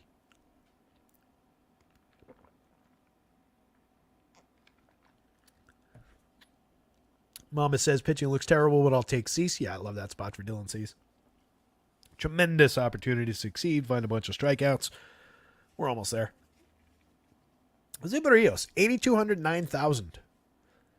Just a 19.9% strikeout rate on the season, 2.78 ERA, but a 3.99 xFIP. A 3.42% home run rate over 74 and a third in 12 starts. But that comes on 43.6% hard hits, 90.5 miles an hour of exit velo.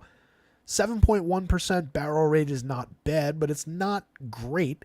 13.7 degree average launch is not tragic, but it's also not Logan Webb, Framber Valdez.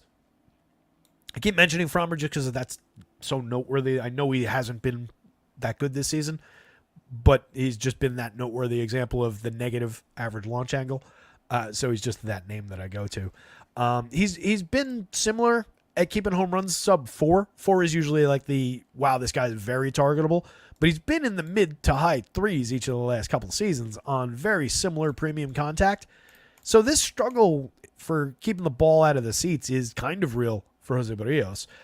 Just a 92 for the full arsenal in terms of stuff plus.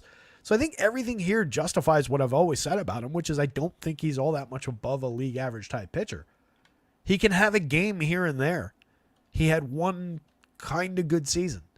Other than that, he's really never shown all that much additional quality. Last time out, he does pitch fairly deep in a game, so I'll give him that much, by the way. 7 innings each of the last 2 starts. And again, he's only gotten really blown up once this season. That was the 8 earned run game against Philadelphia that I mentioned. That's why his ERA is at 2.78. But that xFIP, I promise you, is the real number, the 3.99. 5 strikeouts in each of those 2 7-inning games, a 6 strikeout game over 6, but he gave up 3 earned runs on 8 hits to the White Sox. Home run in that game. Didn't give up a home run over 7 to Pittsburgh in the most recent start, but 1, 2, 3, 4, 5, 6, 7 games in a row. Gave up at least 1 home run. 2 of those games were 2 home run games. Otherwise pitched fairly effectively. It's mostly getting burnt by home runs in a lot of those spots. Didn't get blown up for earned runs, but wasn't elite for strikeouts. Strikeout high on the season is just 7. This Orioles team, not particularly high strikeout. Not notably low either. I mean, last year they were 24.1%, but we've got significant improvement for some of these guys. 20.1%. Maybe it's somewhere in between. Call it 22. Good enough for government work kind of a thing. You do have a diminished bottom third with Kyle Stowers, Cedric Mullins, Ramon Urias in there today. But the top end is still elite and pretty tremendous. I think I'm taking Orioles bats. I'm not prioritizing them necessarily. I forget where they ranked out. I think they did rank out pretty well on the stacks model, though.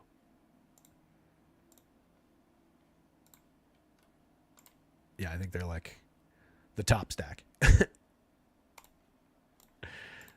That's done on that average. They might have gotten surpassed with these guys entering the lineup at the bottom here. But they were the top overall projected team, mostly through Gunnar, Adley, Mountcastle, O'Hearn, Santander, and Westberg. All those guys projected in the double digits. FanDuel scoring into the eights, with Gunnar leading the way at a tremendous projection on DraftKings. 15.2 in the home run model for Gunnar. He's got 19 homers on the season. You get Adley at 10. We get Mountcastle up to 10 after the double yesterday. 225 ISO also out of Mountcastle, really looking like the power hitter that he was supposed to be and that he was a couple seasons ago. Very nice steps forward for Mountcastle so far this year. Knock on wood, he keeps it up. 5,000, 3,100. He's also still underpriced. 138 WRC plus for him over 228 plate appearances, making fantastic contact. O'Hearn still making very good contact. 270, 335, 447. He's got 7 home runs. He's made tremendous improvements in his strikeout number so far, 22.3%, down to just 10.2 in the moderate sample of 167 plate appearances. He's at 8.61 in the home run model. Santander at 9.66 is a great option for home run upside. He's got 11 on the season with a 228 ISO. Westberg has hit 9 home runs already with a 213 ISO in 227 plate appearances. You can see all the premium contact. Just throw all these hard hit rates, fair amount of barrels, all these home runs these guys have hit, and just throw it against this. And more often than not, we're at least getting a couple of homers out of this Orioles team. And then it's just a matter of how many of these guys were on base when the other guy homered and how much upside do we actually collect. But I think there's upside there for sure. I would rather have Orioles bats than Jose Barrios. And I'll take away what I said. I think I would prioritize Orioles here. I think he's gettable enough that, especially if they're not all that popular, I think it makes some sense. The one reason I was saying maybe not is this Vegas total. I don't love having them as the top overall team with just a 3.95 implied total when we've got some healthier overall numbers. But that's how it projects out. If you're stacking them, obviously those top-end guys are tremendous. Kyle Stowers, not a total afterthought later in the lineup. Over 24 plate appearances, he's done very well in terms of his triple slash. He's got a 138 WRC plus in that small sample and has absolutely crushed the ball in the very few batted ball events that we've got. Yet to homer so far. Last year, no homers. Year before, 98 plate appearances. He hit 3. That's him, right? Yep. But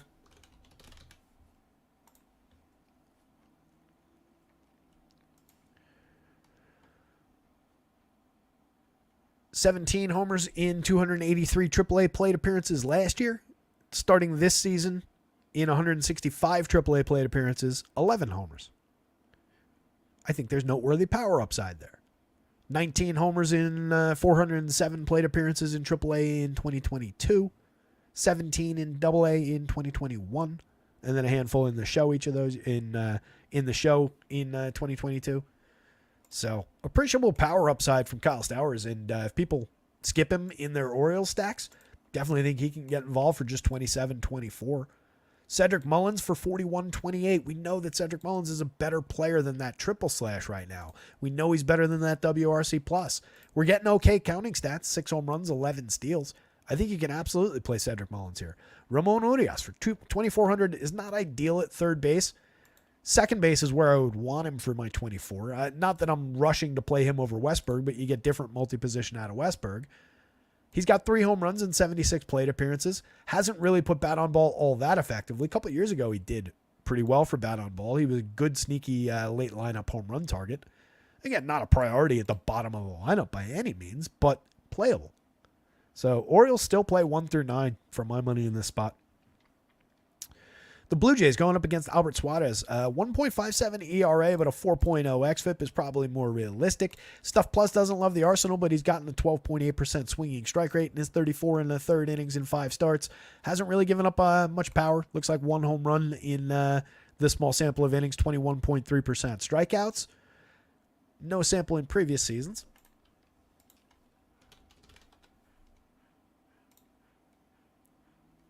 Going back in time, he was in the KBO for a few years. Was in the minors for a few years.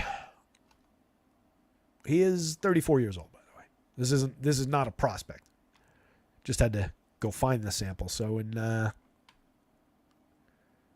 Hear about the KBO seasons. In the KBO in 2023, he had an 18.4% strikeout rate. In 2022, he had a 22.3% strikeout rate. I don't know which team this is because it's in Korean. He had a gap of 4 years between. I wonder where he must have just been pitching somewhere where Fangraphs doesn't include the stats. Because there's no way he just didn't pitch between 2018 and all the way to 2022 and then popped up in the KBO. He must have been in maybe the League in Mexico.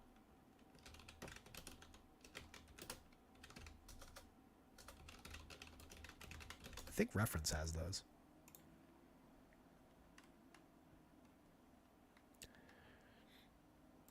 Am I wrong? Does Reference not have?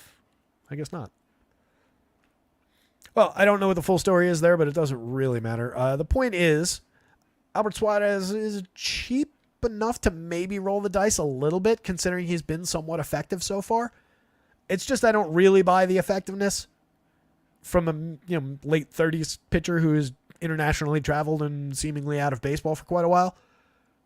So I think we probably lean more Blue Jays bats in this one. We're seeing a little bit of mid-range power upside from the top few hitters, the usual suspects, Davis Schneider, Dalton Varsho, and Vladimir Guerrero for home run upside out of this team.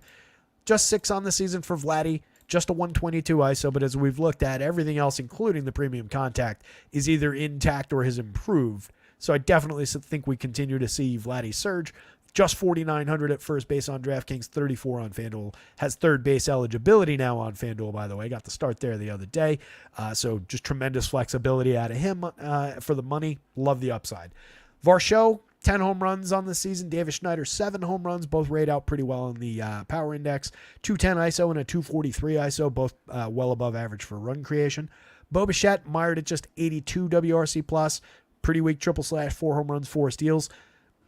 Has recently as last year as a star player, not that far off in some things like hitting the ball hard, not striking out, not really drawing walks, so a lot of well-struck balls in play. Has just lost some barrels, had some bad luck in here. I think we bounce back. I really do. So continue to play Bo Bichette from the 4 spot. George Springer also really, really diminished compared to who he once was. Another player that I do expect to bounce back, although we've got, honestly, similar. The indicators aren't all that far off for him. The hard hits are down and the barrels are down. So his contact, the quality of contact hasn't been as good, but he's not striking out as much. He's walking a little bit more. There's some positive in here with the negative, but it obviously has not been really on form for who he's supposed to be. Justin Turner's been really off since a good start, getting down toward the limits of playability. 37-27. He's at least cheap, but he's a positional conflict with Vladdy. Which isn't ideal. Alejandro Kirk, greatly prefer Danny Jansen. 1 home run this season out of Kirk, a 70 WRC plus, kind of is who he is. Connor Falefa, Kevin Kiermaier, minor playability in Connor Falefa, given the 4 positions for a cheap price on FanDuel, 2 positions for a cheap price on DraftKings, but not really a priority. Bad spot in the lineup, and not really all that much of a hitter. Did have a couple good games so far this season to make it look like he's a better hitter than he is. It's usually what he does. Did lead the league in singles like 4 years ago. So, Orioles bats, Blue Jays bats, Jose Barrios, Albert Suarez. And Suarez is, again, just really, if you play him at all, it's a very, very low-end, minor kind of a dart throw.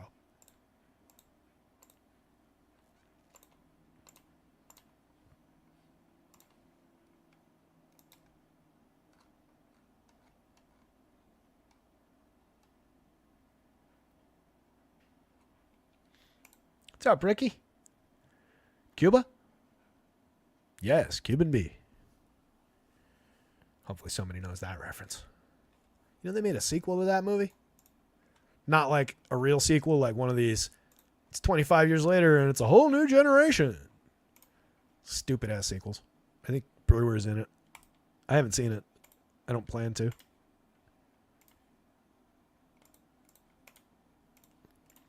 So let's see if we got either of these lineups. The White Sox and the Cubs. So Jameson Taillon, like we've talked about briefly already, not a good pitcher. We do have the White Sox. Mets Nationals expected to start at 5:30, by the way. Let's grab this White Sox lineup at least. We can look at how inept they are.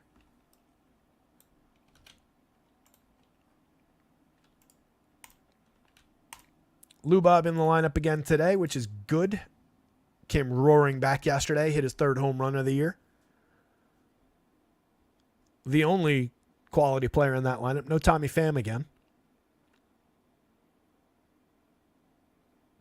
So I do continue to think 7,800, 8,200 is an effective enough price. You're rolling the dice for sure. Nobody's saying that Jameson Taillon is safe. Nobody's saying that Jameson Taillon is even good. But I think against this lineup, Jameson Taillon has a clear path to a successful day. He projects out all the way up here. It's uncomfortably high. I don't like having him that high up. But I think I know that it's the matchup that's pushing him up to those heights. Yeah, you've got the wind involved. If you need a tiebreak on, do I roll the dice on some Jameson Taillon shares, or do I prefer one of these guys, whoever? Use the wind if you're concerned about it as a tiebreaker, and say no, bad pitching conditions, good hitting conditions. I'll go away from it. I get it. I think I might roll the dice with some Jameson Taillon here. 8,200 on FanDuel. It's a good price. There is a little bit of sneaky strikeout upside. He has more quality than he's shown this year, oddly. Not really in terms of limiting runs, but for strikeouts. It's a little bit more than a 15.4% strikeout rate. Better swinging strike stuff in years past. Not much, but some. Not great at limiting home runs. He's not great at limiting power. He's not great at limiting runs scored at all. He doesn't really walk that many guys, so he does limit free passes, which helps against a really bad team. If you don't give these guys extra opportunities, they're even less likely to succeed than they normally would be. So, limit some walks. Find me a couple key strikeouts. Give me 6 innings. He can do that. Against the Brewers, I think we'll all agree the Brewers are better than this White Sox team at Milwaukee. Quality start, 6 innings, 4 strikeouts, 1 walk, 3 earned runs on 6 hits. Not an ideal start, but he got the quality start bonus. Doesn't appear that he got the win, but he gave me 6 innings. He gave me 4 strikeouts. It's all right. I think there's more upside than that against this bad White Sox team. Against St. Louis, he went 5 2/3. Gave up 9 hits, but only 3 runs. Only struck out 3 in that game. Another 3 earned runs over 4 2/3 against the Pirates. Gave up 6 hits in that one, including a home run. Struck out 4. The top-end strikeout game also came against Milwaukee. That was a 7 strikeout game back on May 4th in Chicago. 6 innings, no runs, 2 hits, 7 strikeouts. You telling me that he couldn't do that against this White Sox team in the same ballpark? Come on. Couple of okay starts to begin the year. One against Miami on April 19th. Went 5 innings, struck out 4, just 1 earned run on 3 hits. Next start, second start of his season on the 24th. He faced the Astros. He struck out 4, gave up just 1 earned run on 7 hits. Not bad. Went 7 1/3 against the Mets. Give me that kind of depth, I'll take that. Managed to not win the game, but got the quality start. Gave up just a solo home run. Somehow only managed to strike out 1 Met in 7 1/3, but gave me the 7 1/3. I'll take some depth. I'll take some outs for these cheap prices. I obviously want the strikeouts. There's a ton of strikeout upside in this lineup. 26.3%. Even with him struggling for strikeout stuff this year, I think this feeds the upside of who Jameson Taillon once was and could find him a little bit of remember me quality here for the cheap pricing. That's all I'll say about Jameson Taillon. Eric Fede on the other side. I think you could say similar things about the quality. 22.8% strikeouts is definitely an improvement, but he's sustained some quality so far this year. He had an 8 strikeout game against the Brewers. Those same Brewers at Milwaukee, he had a successful start too. So if I'm saying it about one guy, I got to say it about the other. He went 5, struck out 8, but he walked 4. He gave up 4 earned runs. So he gave up an additional earned run in 1 fewer inning pitched. Struck out 4 more, but walked 3 more. 6 1/3 against the Orioles. He was very good in that one. Gave up no earned runs. Struck out 6, walked 3, 3-hitter. Against Toronto, he gave up 5 earned, struck out just 2. Against the Nats, he went 7. 7 shutout innings, struck out 6, 3-hitter. 3 strikeout game, but no earned runs against Cleveland. Went just 4 1/3, gave up 5 earned runs to St. Louis. Gave up 4 earned runs to Cleveland a few starts back before that. Had a monster 11 strikeout game against the Twins, 6 innings. I do think there's a little bit of upside for sure, but the Cubbies are showing me some power through the middle. They're going to benefit from the wind. They're going to have a lot of quality bat on ball against a pitcher who doesn't give up a ton, but also doesn't have great stuff. In years past, give up a lot more. A lot more premium contact from this version of Fede. Fewer strikeouts, so just more contact overall. And I don't fully buy that this is up that high when these are almost exactly identical to those. Right? 7.8% swinging strikes up from 7.3. CSW down from 24.5 to 24.1. You can't convince me that the extra, half a tick of swinging strikes makes the difference from 16.4 all the way up to 22.8% strikeout rate. So maybe some happenstance baked in. A couple of really big games, but a handful of really small games. I think he did learn how to pitch a little bit better while he was away. Found some good, effective pitches, but I don't think he's really that big a threat to these Cubs. He's playable at 81, 86, but I think I'd rather have Tyon on the other side for 78. I know for sure I'd rather have Tyon on the other side for 82. If I'm taking bats, I'm certainly taking the Cubs side of things. If you're going to the White Sox bats, we'll start with the bad team. Corey Julks has been effective over 56. He's got a home run, 2 steals, a 140 WRC plus. Over 323 last year. I think he's more this guy, but a little bit of counting stat upside. 6 homers, 15 steals. There's some quality there for 34-26 against a pitcher like Jameson Taillon. Give me a couple well-struck balls in play, and I'll take my chances on a guy with some speed, a little bit of power. Nicky Lopez, a lot of bat-on-ball skill there. Just 245, 310, 283, but very good back control. 2,700, 2,200 with 3 position eligibility on FanDuel. You can mix them into stacks if you're building stacks with this team. You can maybe one-off them if you're just looking for like a cheap 3-hit day and maybe he gets driven in twice by Lubob. Maybe you can one-off of them.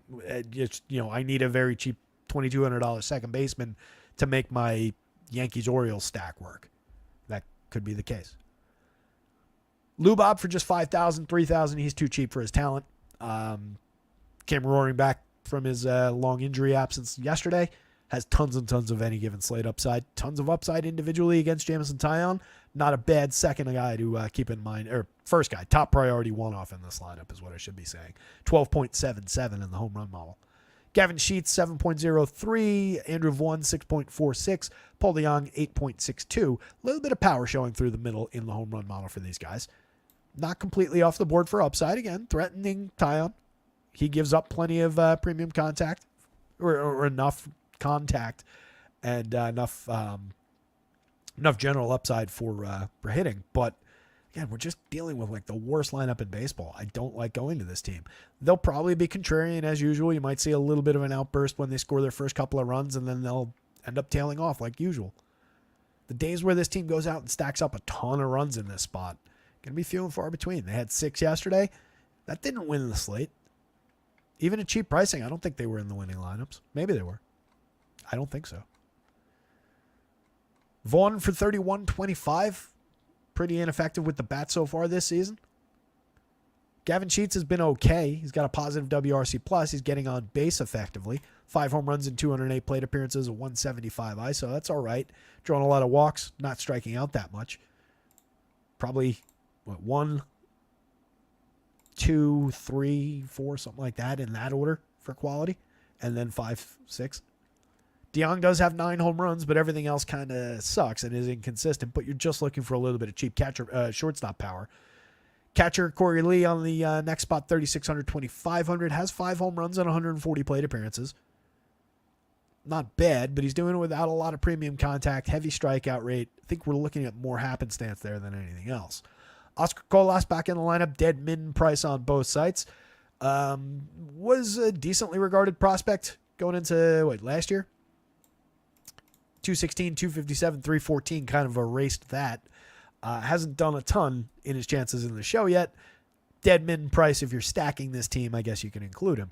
Lennon Sosa from the bottom of the lineup, kind of an afterthought. If you're going to the Cubs, let's see if we got it while I've been rambling.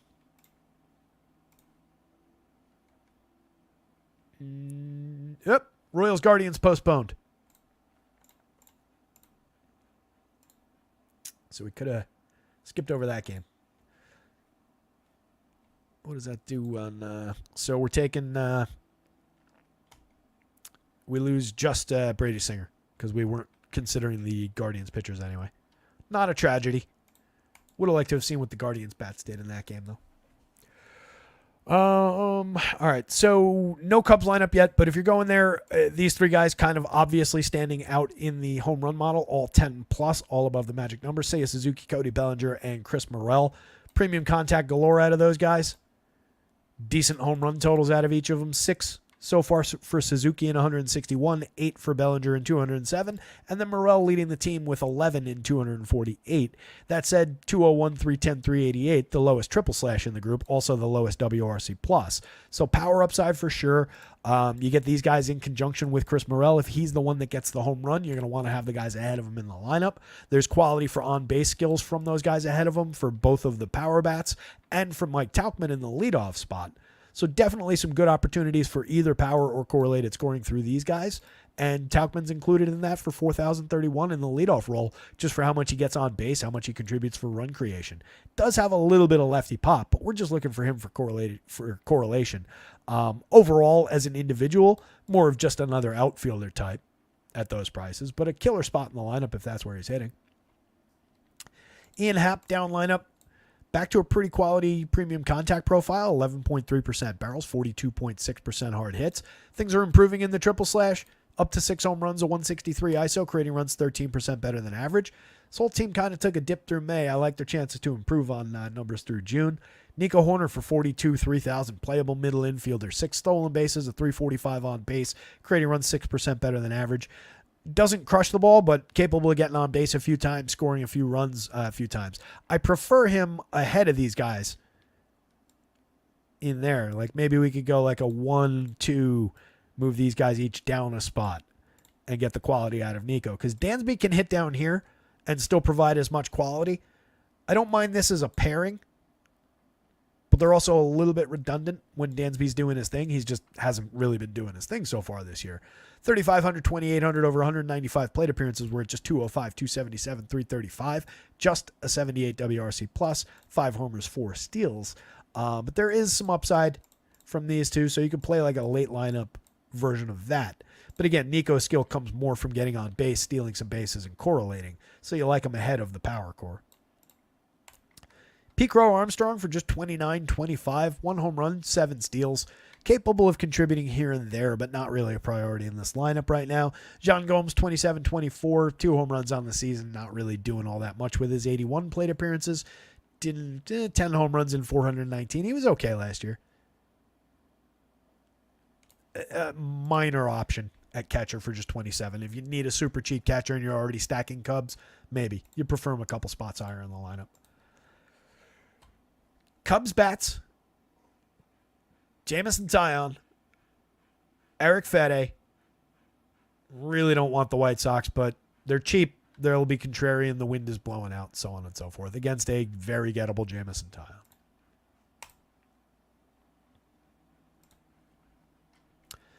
Tigers, Rangers. Doesn't look like we've got... we do have the Rangers.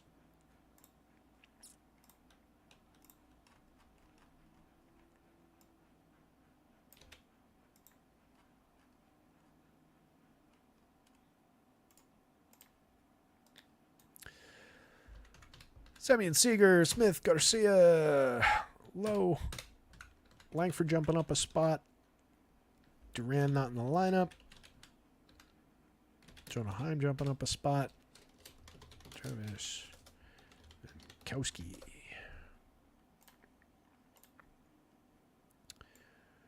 All right, so Kenta Maeda, 6,200, 7,000. Just a 17.1% strikeout rate. It's got a 6.25 ERA with a 4.80 xFIP so far this season, giving up a 10.6% barrel rate, a 5.71% home run rate over his 40 and a third innings and 9 starts. That amounts to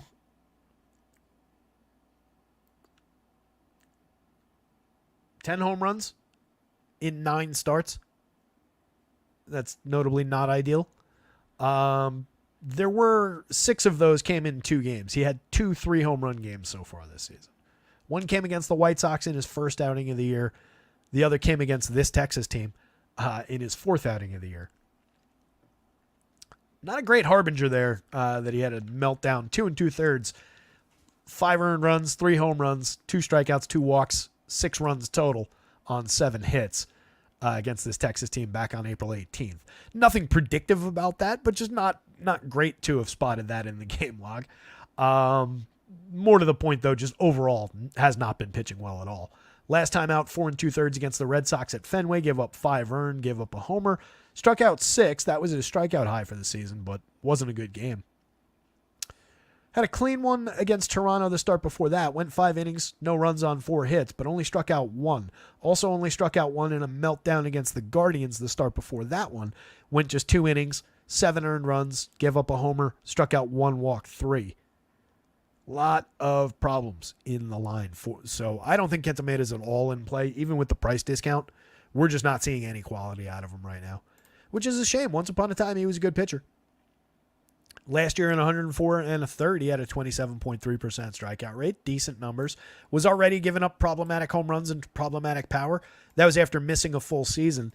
Back in 21 and before that, he was a better pitcher than this.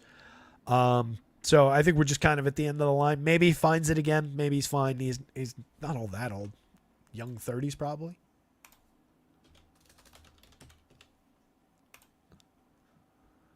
Oh wow, he's older than I thought. He's 36. I didn't think I would have guessed like 32, maybe 33. Debuted in 2016 with the Dodgers.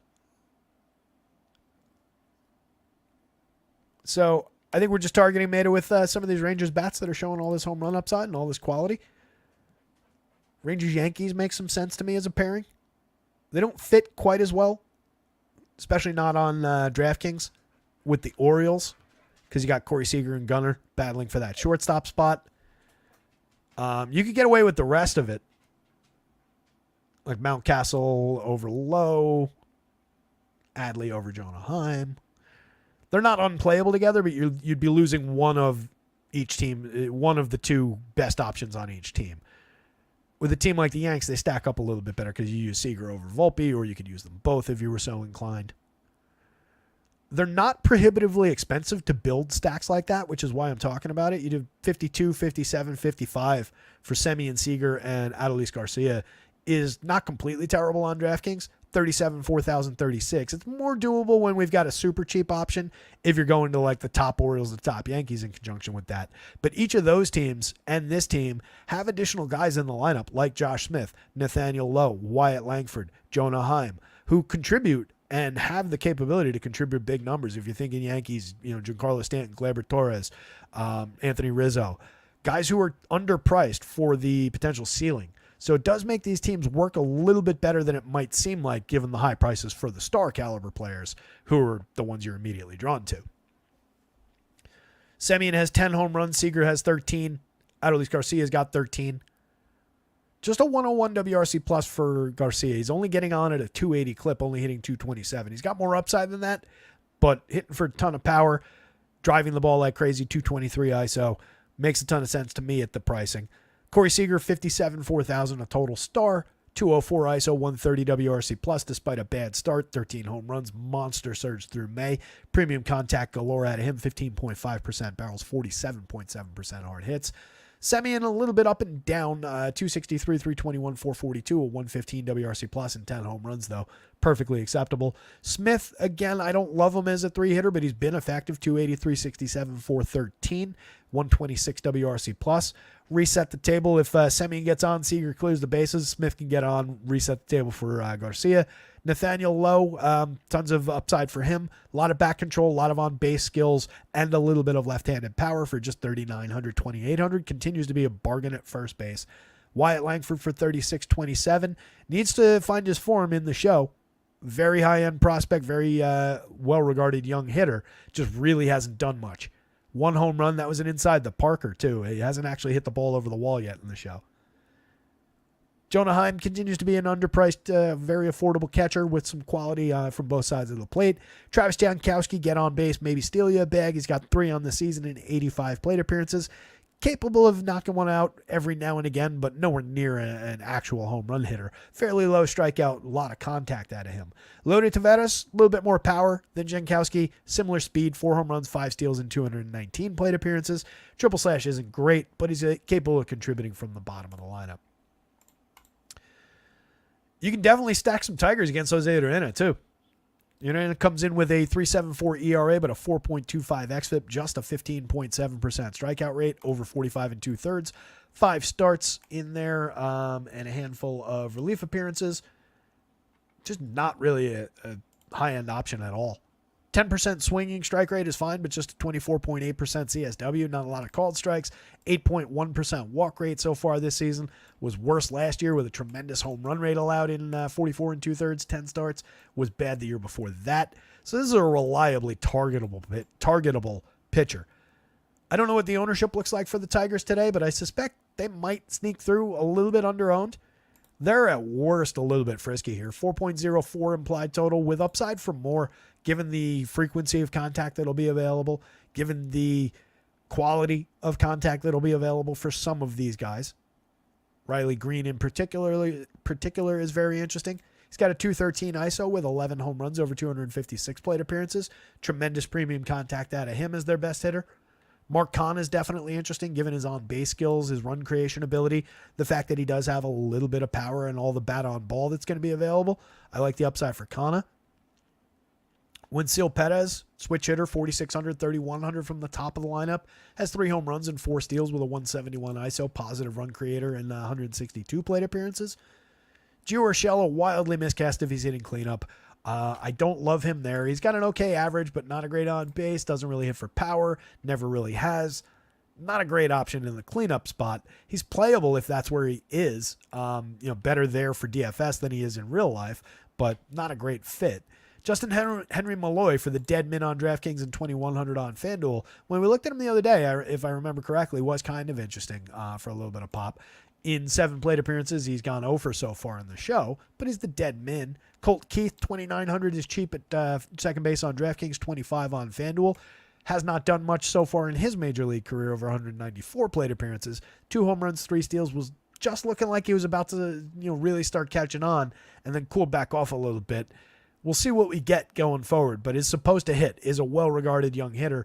17.5% strikeouts is at least something to look at right now. Low strikeout, give me some bat on ball with quality behind it.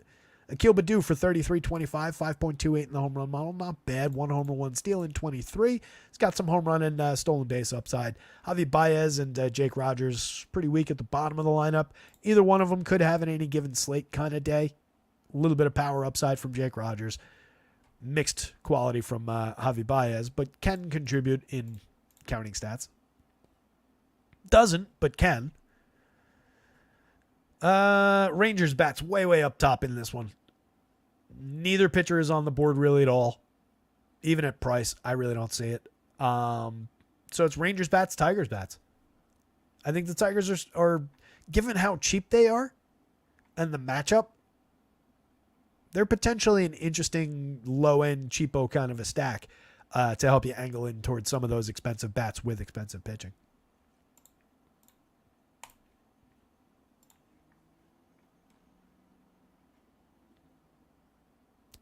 Tiz says, yeah, that was my first thought, Yankees-Rangers stack, but the pitching gets ugly trying to fit them in. Doesn't surprise me.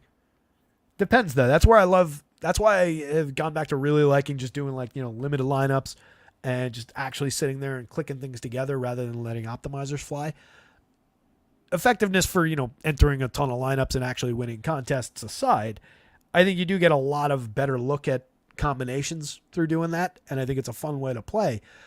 So yeah, I just like sitting there and moving things around until something does kind of fit. That's how I arrived at my lineup that I really liked yesterday that had a really good shot.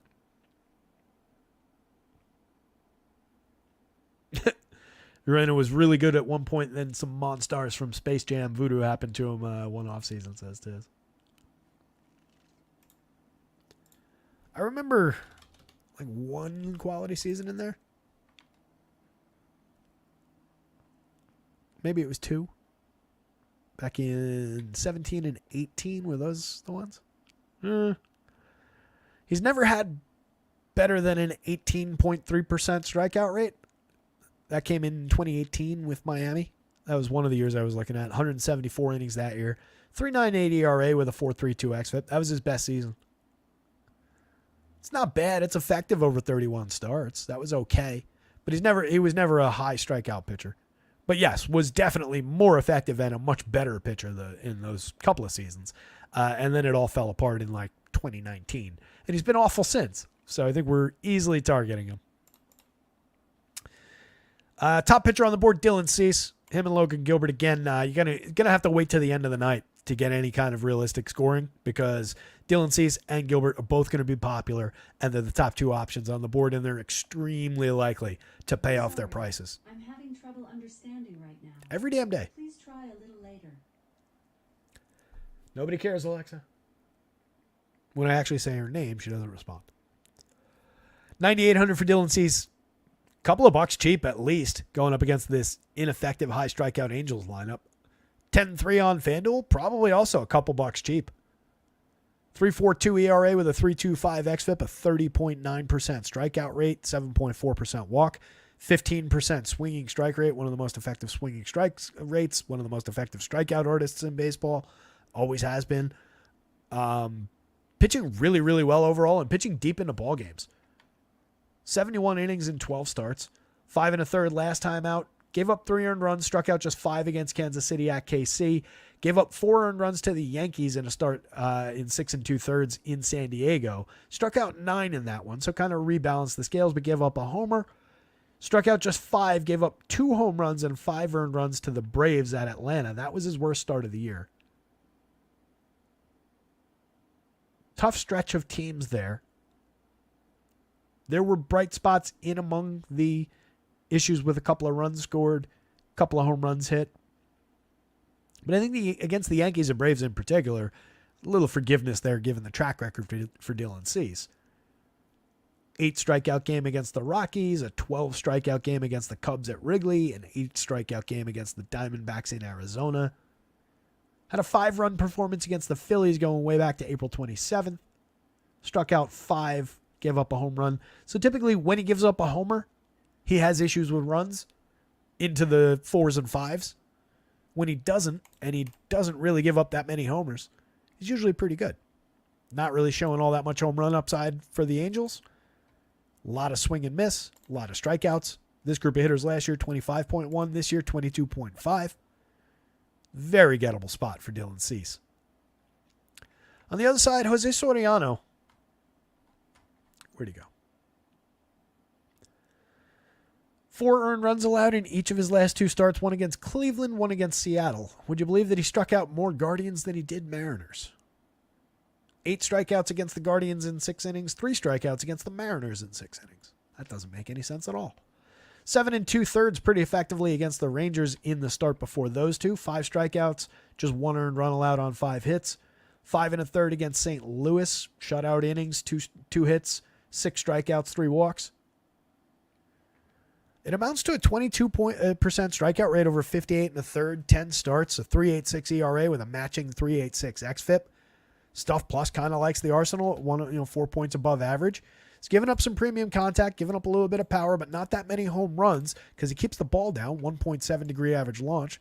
Last year, that was a 6.8. Maybe it normalizes back to here. He was more effective for strikeouts last year because he was pitching in relief. 42 innings of relief work. Could let it fly a little bit more. 14.8% swinging. Phenomenal CSW. You could see more walks, but way more strikeouts. But was fairly effective again, despite some premium contact, keeping the ball down, keeping the ball in the yard. I think there's at worst some sneaky upside here. 7,300 on DK. Playable as an SP2 option. 8,000 on FanDuel. I question if you get there. I question if you get through 6 and if you get there clean. He does pitch deep into games. Again, 6 innings in 2 straight starts, 7 2/3, pitch into the 6 before that. So I think we've got the ability to book 6 innings. It's just, if he gets through 6, there's probably going to be 3 or 4 runs on him. And then you're down to how many did he strike out against a fairly low strikeout Padres team. So it's a lot less effective, from my mind, on the FanDuel slate than it is on DK at 73. I don't think you've got much win bonus for him in play either, which is a little bit of a handicap, considering that there are $6,000 options in play today.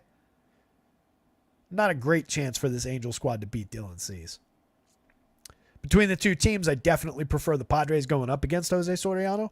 Luis Arias from the top, one of the best hitters in baseball in terms of hit tool, 335, 373, 402, 127 WRC plus, back-to-back batting titles. Killer spot in the lineup as well, hitting ahead of Fernando Tatis. Tatis only 54-38, has an 11.04 in the home run model to lead the team. He's got 10 on the season. Each of Jurickson Profar and Jake Cronenworth have 8. Manny Machado has 6. We'll see what order those guys hit in, but this one looked pretty effective. Basically, the way these guys are rolling right now, any one of these 3 hitters in any order is perfectly fine. They're all affordably priced. Manny's easily the best of those 3 players, but he's performed the worst so far.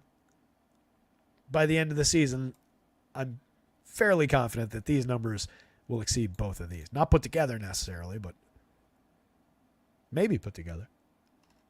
David Peralta for 2,100, 2,200.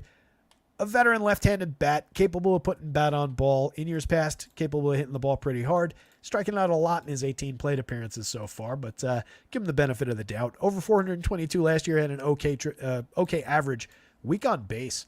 7 home runs, 4 steals. You're not getting much out of Peralta, but you are getting a cheap lefty bat. Jackson Merrill is probably my preference between the two. Over 211 plate appearances, he's at 268, 305, 343. Just a 90 WRC plus, 3 homers, 7 steals. But putting bat on ball effectively, 43.7% hard hits. It's not bad for 3,600. A lot cheaper, though, obviously, for Peralta. Campusano's a playable catcher. Ha-Seong Kim not far off the mark in everything except for his batting average. So I definitely think you can roll with that option in the middle infield. Shortstop only on both sides now.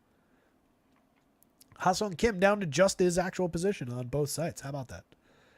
Definitely playable, 4,000, 3,100. A lot of counting stat upside, if nothing else. On the Angels side, it's really, really limited against Dylan Cease. You're really just throwing contrarian darts for very cheap pricing.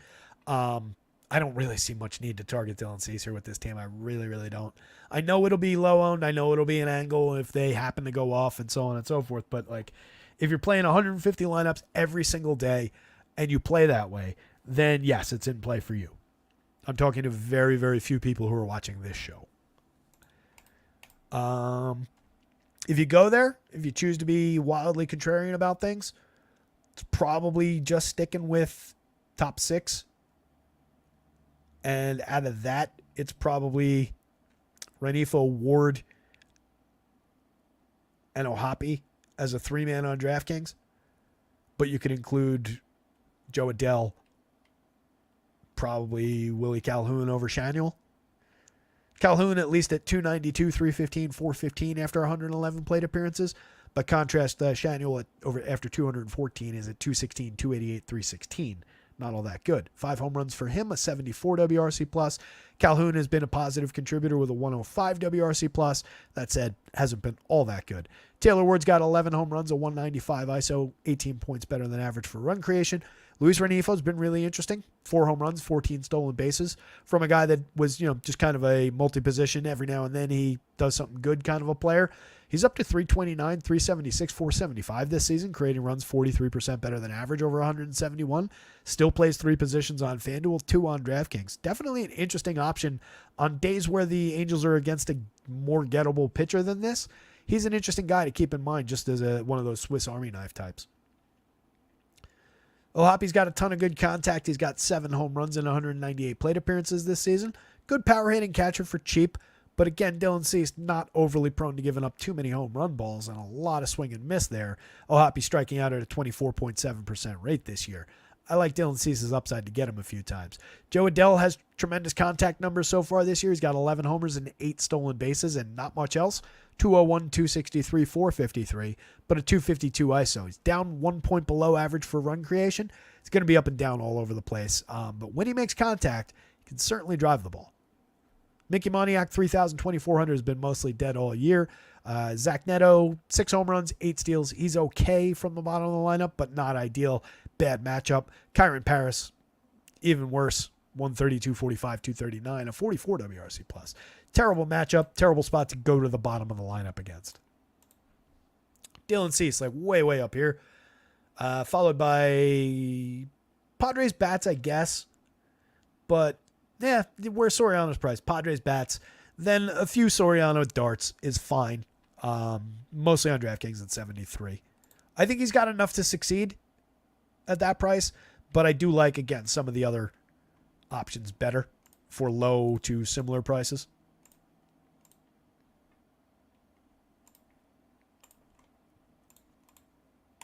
Last game up. The other really high-end pitcher on this slate, Logan Gilbert, 9,200, 10-2 on FanDuel. Comes in with a 23.9% strikeout rate, over 76 2/3 in 12 starts. 3.29 ERA with a 3.53 xFIP, basically pitching on the surface like who he is under the covers. 12.8% swinging strike rate this year. Stuff Plus absolutely loves the full arsenal. Last year had a 12.1% swinging strike rate with a 27.1% CSW. So we've actually improved the strike throwing numbers, but lost a little bit of actual strikeout rate in the small sample. Point being, I like him to maybe achieve a little bit more with the strikeout numbers. He's been terrific over each of the last couple of seasons too. Doesn't really walk that many hitters. Walks are up a little bit this year. Tells me he's maybe gotten burnt on a few calls. But typically good, mid-20s type strikeout, low walk, good run prevention numbers. Really like the upside for Logan Gilbert against a low-end Athletics team with a lot of strikeouts in it. That said, you've got 2 guys in that A's lineup with 12 home runs apiece, Brent Rooker and Shea Langoliers.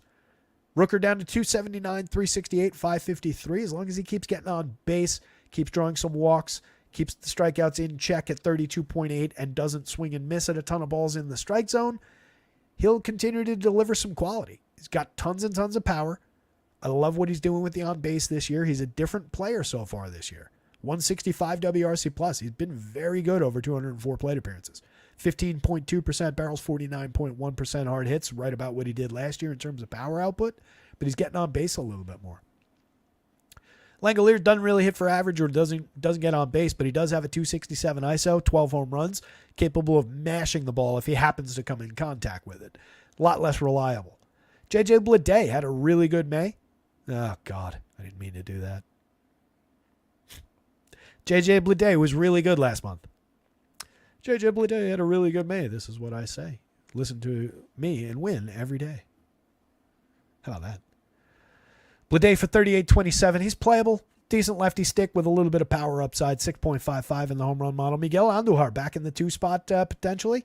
This is the projected version of the lineup. 7.04 in the home run model. He's got 2 on the season. We had to go way back to like 2018 the other day to find his high quality season.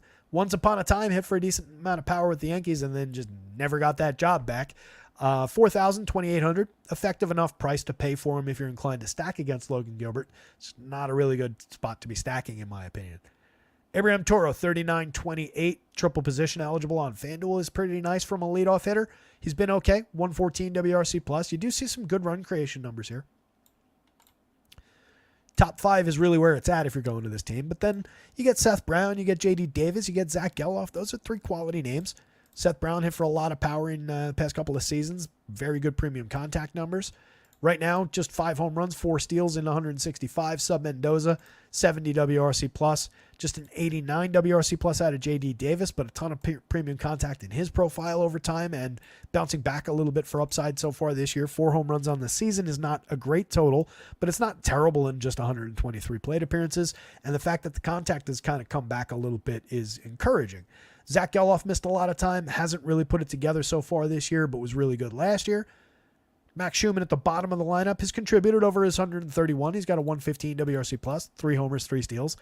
So in a weird way, it's a playable lineup from top to bottom. Like, these are not awful options even at the bottom of the lineup. It just so rarely actually comes together for this squad. They're so inconsistent that, the numbers don't tend to land correctly. And when you get them against a really good pitcher, it limits the upside. So I'm sure they'll be contrarian Definitely going to be a low-owned angle in against Logan Gilbert, and they're cheap. There's a little bit of power upside showing. They're not totally off the board, but it's not a spot where I think you even like have to hedge if you take a big Logan Gilbert position. It's the A's. I like them kind of better as just a pure contrarian. I don't have Logan Gilbert, and I'm using the A's as a cheap angle. I think I like them a little bit better than that, than saying like I've built a huge Logan Gilbert position and now I need a decent sized chunk of A's lineups. I'd rather use them a few times, just kind of independent of any Gilbert shares, if that makes sense. I don't even know why I'm trying to draw that line. Like, it doesn't really matter either way. If you go to the Mariners, they're definitely showing some quality. 14.43 is pretty monstrous for Cal Raleigh in the home run model. 9.57 for Julio. Luke Raley checking in at 8.82, 8.36 for Garver. Dominic Canzone at 9.5, looking pretty monstrous down there. Canzone's got 5 home runs this season in 82 plate appearances. Everything else has sucked, but he's hit the ball pretty hard. They're going up against Joey Estes. Estes in 4 starts, 20 and 2/3 innings, 23% strikeout rate, respectable. Stuff plus, slightly above average. A lot of hard hits, a lot of exit velo, 6.10 ERA, but a 4.39 xFIP. A lot of swinging strikes in the small sample. That amounts to a 5 strikeout game against the Rays in which he gave up 1 earned run, a 6 strikeout game against the Rockies in Oakland, 4 earned runs on 7 hits, but again, struck out 6. Not great. I think we used him that day. Against the Astros at Houston, 3 2/3, gave up 8 earned runs. That was problematic. 4 strikeouts, 4 walks, gave up a homer. First start of the year against this Mariners team. 5 innings, struck out 5, gave up a home run, but only a home run. So 1 earned run. I think he's playable. 6,400 is very cheap. He projects out okay. 6,800 on FanDuel, very cheap. The ability to get 6, if it's going well, I think he can give you 6. He went 7 in that Colorado game despite not really going well. Right a bit there. I think that makes sense. I think it puts him in the bargain bin on DK. I think he's usable on FanDuel. If we're talking about him or any of these guys, I would take the 68 and hope for 6 innings with the quality start bonus. I don't think you're getting the win, but I think you could certainly find 6 clean innings and a handful of strikeouts. So if we're looking for guys who make those back combinations we were talking about work, it's probably on the board. That's really the only reason you would put him on the board. You certainly wouldn't take him and then leave a bunch of salary on the table. I think he's got just enough to maybe find some success. It's just like whoever pitched for the A's yesterday when we were talking about it. I forget who it was. But he was kind of on the board just because he was cheap and he was facing this lousy Mariners squad. That said, with all the power that the Mariners are showing, I definitely think they're on the board, and they're probably a higher priority. They ranked out pretty well. I think they were 4th or 5th on the stacks board. Despite how bad they've been this year, I think they're in play. You've got some speed, you've got some power, you've got a lot of underperformers with upside for more. Cal Raleigh has 11 home runs to lead the team. Julio's only got 4, but he's stolen 14 bases. The triple slash is coming around a little bit. The hard hits are rising. The barrels are rising a little bit. He's up to 7.5 and 48.9 respectively. 5,000, 3,600. He's still affordable on both sites. Josh Rojas is cheap for the quality he's provided so far this year. 130 WRC plus, 3 homers, 6 steals, a quality triple slash. Not a super high-end player, but regularly hitting second right now. Effective correlated scoring option from the top of the lineup. Makes sense in stacks at least. 36.29 for JP Crawford, if he's getting on base like he did last year, is a very high-quality price. It's just he's not near doing that. 95 WRC plus, a 298 on-base percentage. Ty France for 34, 3,000 has 7 home runs, a 113 WRC plus, 6 home runs for Luke Raley, and a 125 WRC plus, 271, 324, 50. He's been pretty good. 2,600 outfield and first base eligible on FanDuel, 3,700 on DraftKings. He's cheap for the quality that he's provided. Gave you a little bit more upside for batted ball events in years past. That was... Wow, Luke Raley went 19-14 last year in 406 plate appearances. I forgot that. I got to say, I forgot that he was that good last year for counting stats. 241 ISO, created runs 30% better than average over 406 plate appearances.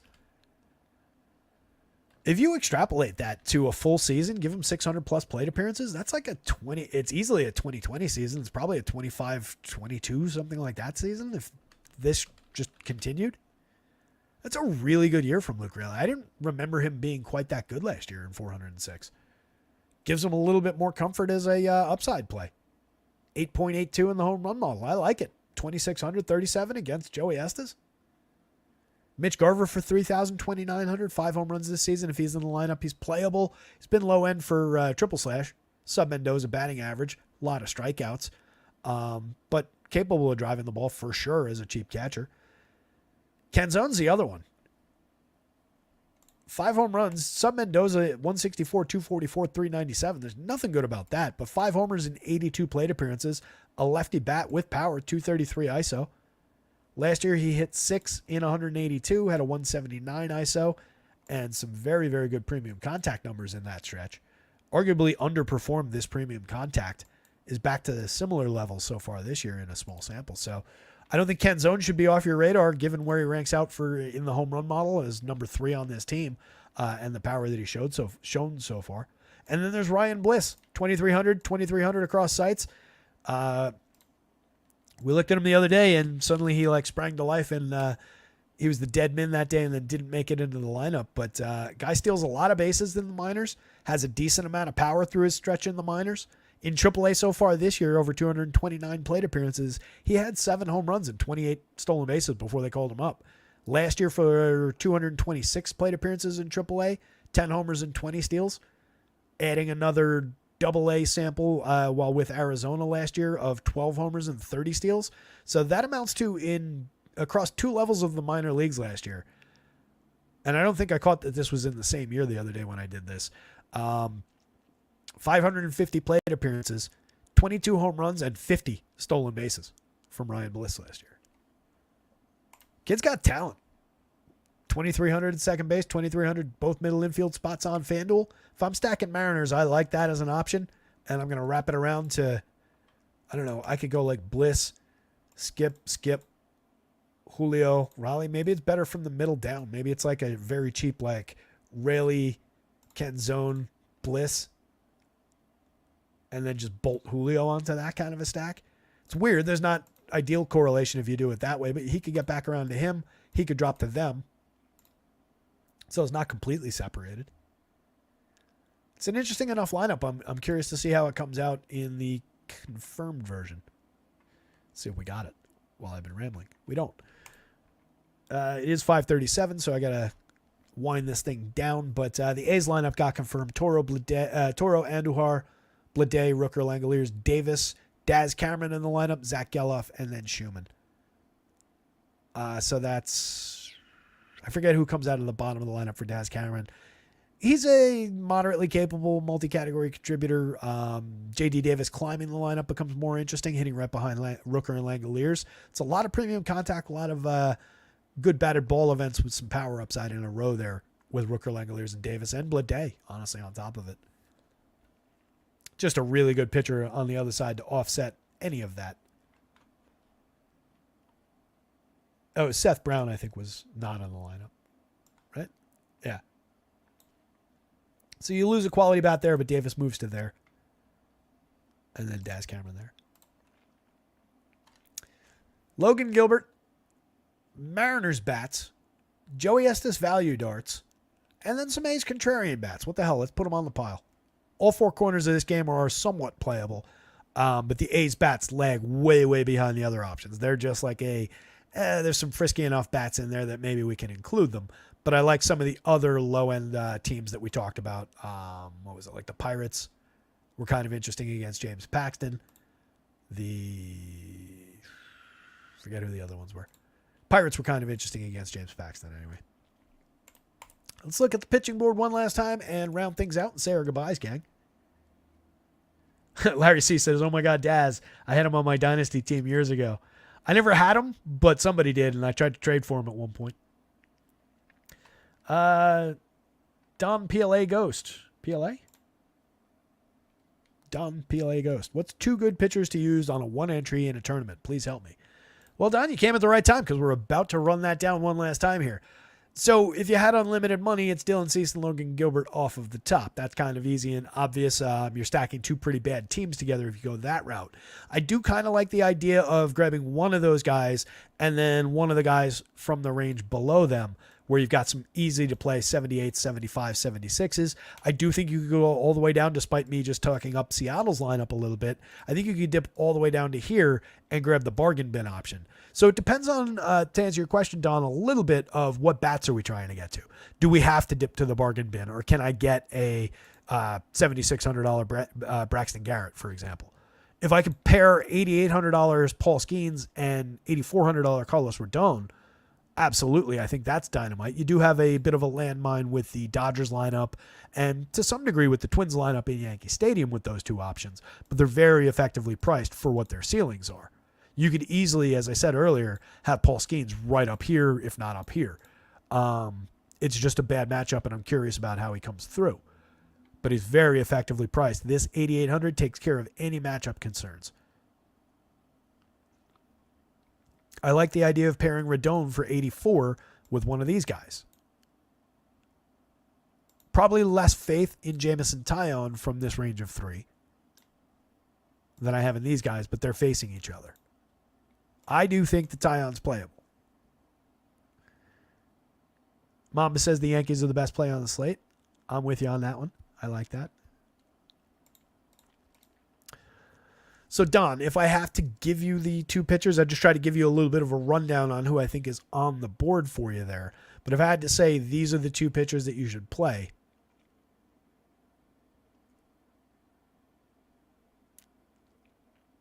can you get Logan Gilbert and Carlos Rodon with whatever bat you're trying to get to?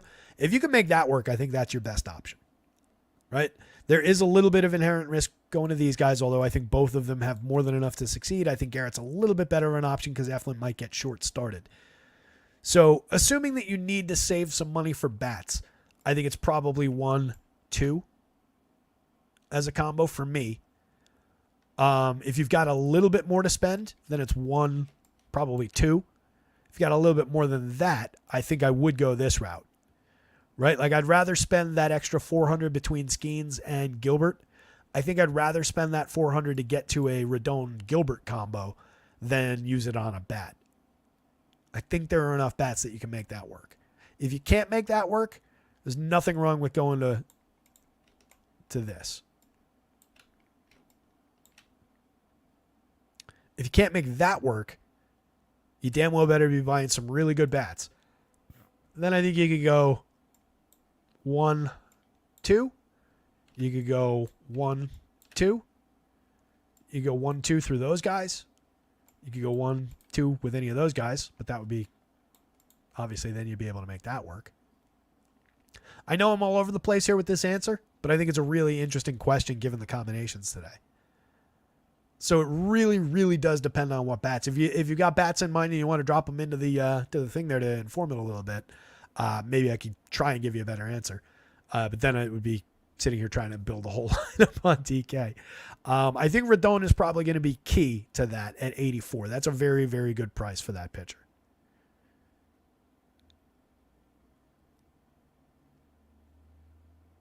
Rodon Cease, obviously, also, I left that out of all those combinations just because obviously if you can't get to this, so then you can't get to that. But that's obviously dynamite too. So like, number 1 combination, number 2 combination, number 3 combination.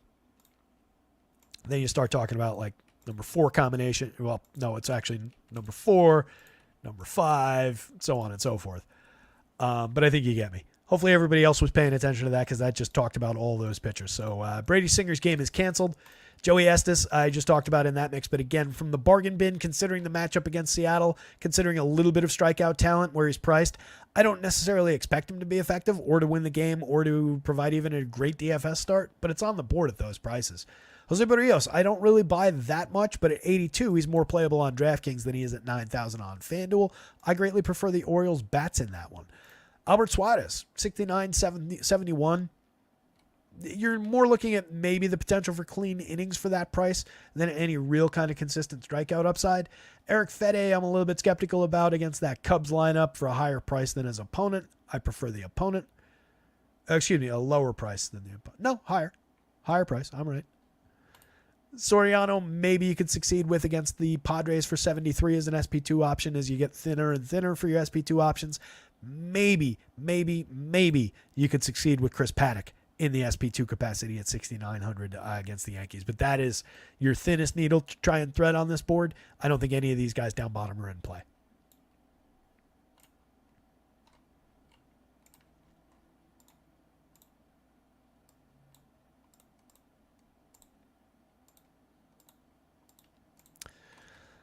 That's your home run board. You can see a lot of Yankees coming through for power upside against Paddock. Part of the reason I'm pretty skeptical about him. Just a lot of run creation opportunity from that Yankees lineup as well. Gunnar Henderson, the lone Oriole, way above the magic number. Anthony Santander not far behind down here. You got more Orioles in the 9s and the high 8s than you do above 10.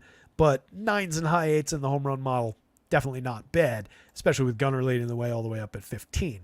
Orioles look pretty tremendous tonight. They rated out again on on projection average as the top stack. With the diminished bottom third, it might have come down. They might be number 2 now, but still rate out very well in a gettable spot. Mariners, definitely a little bit of power showing for Cal Raleigh there. And then Julio, Dominic Canzone right down here. We don't see Dominic Canzone's name pop up like this like crazy. Maybe somebody to keep in mind just as like a cheap one-off if he's in the lineup at 2,600 with some power upside. If you're stacking Mariners, I definitely think he's an interesting priority bat. A couple of the Pirates showing some power in the 9s. Texas with 3 guys above the magic number. Always interesting to look for combinations of teams with multiple guys above the magic number. So we've got 3 Rangers right there in our eye line, and then we've got 3 Yankees. Unfortunately, Adolis Garcia plays the same position as all 3 Yankees. On FanDuel, you can make that work because you get Semien at second, you get Seager at short, you get Garcia in the outfield. Good luck making it work salary-wise, but positionally it can work because you can put one of them at util. But those teams do fit together. It's just a matter of how you make it work, whether it's Rizzo, Nathaniel Lowe, Gleyber Torres, so on and so forth. DJ LeMahieu potentially could help that work at third base. Certainly if you get like Oswaldo Cabrera in the lineup, he's not today, but he also helps things work. A's bats, a little bit interesting for Brent Rooker there. I'm sure Langelier's not far off right there in that game that we talked about. Maybe we talked about all these games. That said, guys, I think we're pretty much top to bottom. Mamba, New York divided by Pittsburgh equals wins. I assume that's a plus sign, and I'm just seeing it wrong with my still messed up contact lens. Yeah, I don't think that's a bad combo, Mamba. I can get behind that idea. Pirates against a bad version of James Paxton. A little bit of McCutch and Brian Reynolds off the top. Connor Joe, you can grab him at first base. You can play Brian Hayes for just 2,500, 4,100 at third as part of that. It's just how much are you getting down here given those combos, because a lot of these guys are outfielders. I guess that makes you more inclined to be like, Mom, you're on DraftKings, right? That's kind of your problem if you stack those 2 teams. You got to go like Hayes, Connor Joe, I guess you get at first base. And then you're probably going to like one of these outfielders and then Soto and Judge. Obviously, you get cheaper if you go one of these outfielders with like Soto Stanton or Judge Stanton. Or if you're going down to like a Verdugo Stanton, then you can put different combinations together. It's just, I'm always looking, if I'm thinking Yankee stacks, I'm always looking for teams where the key bats aren't outfielders, because the Yankees have, 4 of their premium bats are in the outfield. So it is not the ideal fit, because now we're talking about Nick Gonzalez at second base. They don't have a shortstop right now in this lineup. So Volpe slots in at short. Depends on what you're doing. I mean, even if you're going, I don't want to be building Yankee stacks deliberately to leave these 2 out, right? That's leaving a lot of quality on the board. But if you're going like, Volpe, Verdugo, Stanton, and Rizzo, well, those guys are outfielders as well. So you're going like Volpe at short, Riz at first base, Glaber at second. I assume you're putting Connor Joe at first base so that you can use one of these Yankees outfielders. If you can make it work with a stack you like, so be it, man. That is a good combo in my mind. I do like Glaber Torres. I have no issues with it, Mamba, but it depends on like who you're putting in there. I like Glaber better than I like Nick Gonzalez. Glaber's the better player, no doubt about it. He had a tremendous year last year. He's on his way back, I think, based on recent performance. Hit his 5th home run of the season yesterday, but the numbers have been bad, but Glaber's better than this.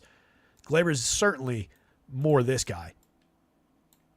That was a really good year, but it's not that far off of this year. He just improved a couple things like strikeout rate, hit one more home run. So Glaber's got a lot more to give than your other second base options. But it depends, again, on how else you're making that work. Colin Sutherland saying, try to fit New York and Pittsburgh, but go in Pittsburgh, Seattle with Rodon instead. I like that. You got upside there.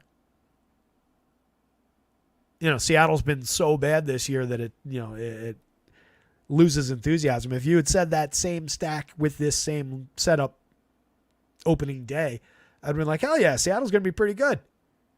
Actually, I think on opening day, I think I said that Seattle was potentially overrated this year, but I would have been more enthusiastic given that I didn't have 2 months of underperformance backing that up. But yeah, I do like that spot today with all the quality that Seattle was showing. We were just looking at it a minute ago. I like a lot of the down lineup power from this team. Obviously, Cal Raleigh makes a lot of things work for power. And if you're looking yes, Canzone, Raley, and Julio are all critical bats in this lineup. So it's, again, not necessarily ideal, but you do get the super cheap option at second base with a lot of quality as a wraparound option. You get an okay shortstop if he bounces back to being who he was last year. You get a playable Rojas from the top of the lineup. You get a good catcher option. So I think, the Mariners make some things work in conjunction with that Pittsburgh stack, depending, again, on who's in what lineup. And, I like going up to Rodon there. That said, guys, I think we can probably wind down. We hit the 2.5 hour mark. Only a handful of people still here watching because everybody's gone to build lineups. It's 5:52, and we've got a 6:40 lock time. So let me go get these things updated on the website so that people can actually use them. Hit the like, hit the subscribe. Check out our pals at acemind.io. I forgot to mention the promo. I'm sure all you guys have it memorized by now, but one more time there. Promo code rotoscouts, all in caps, over at AceMind, gets you 20% off of your first month over there.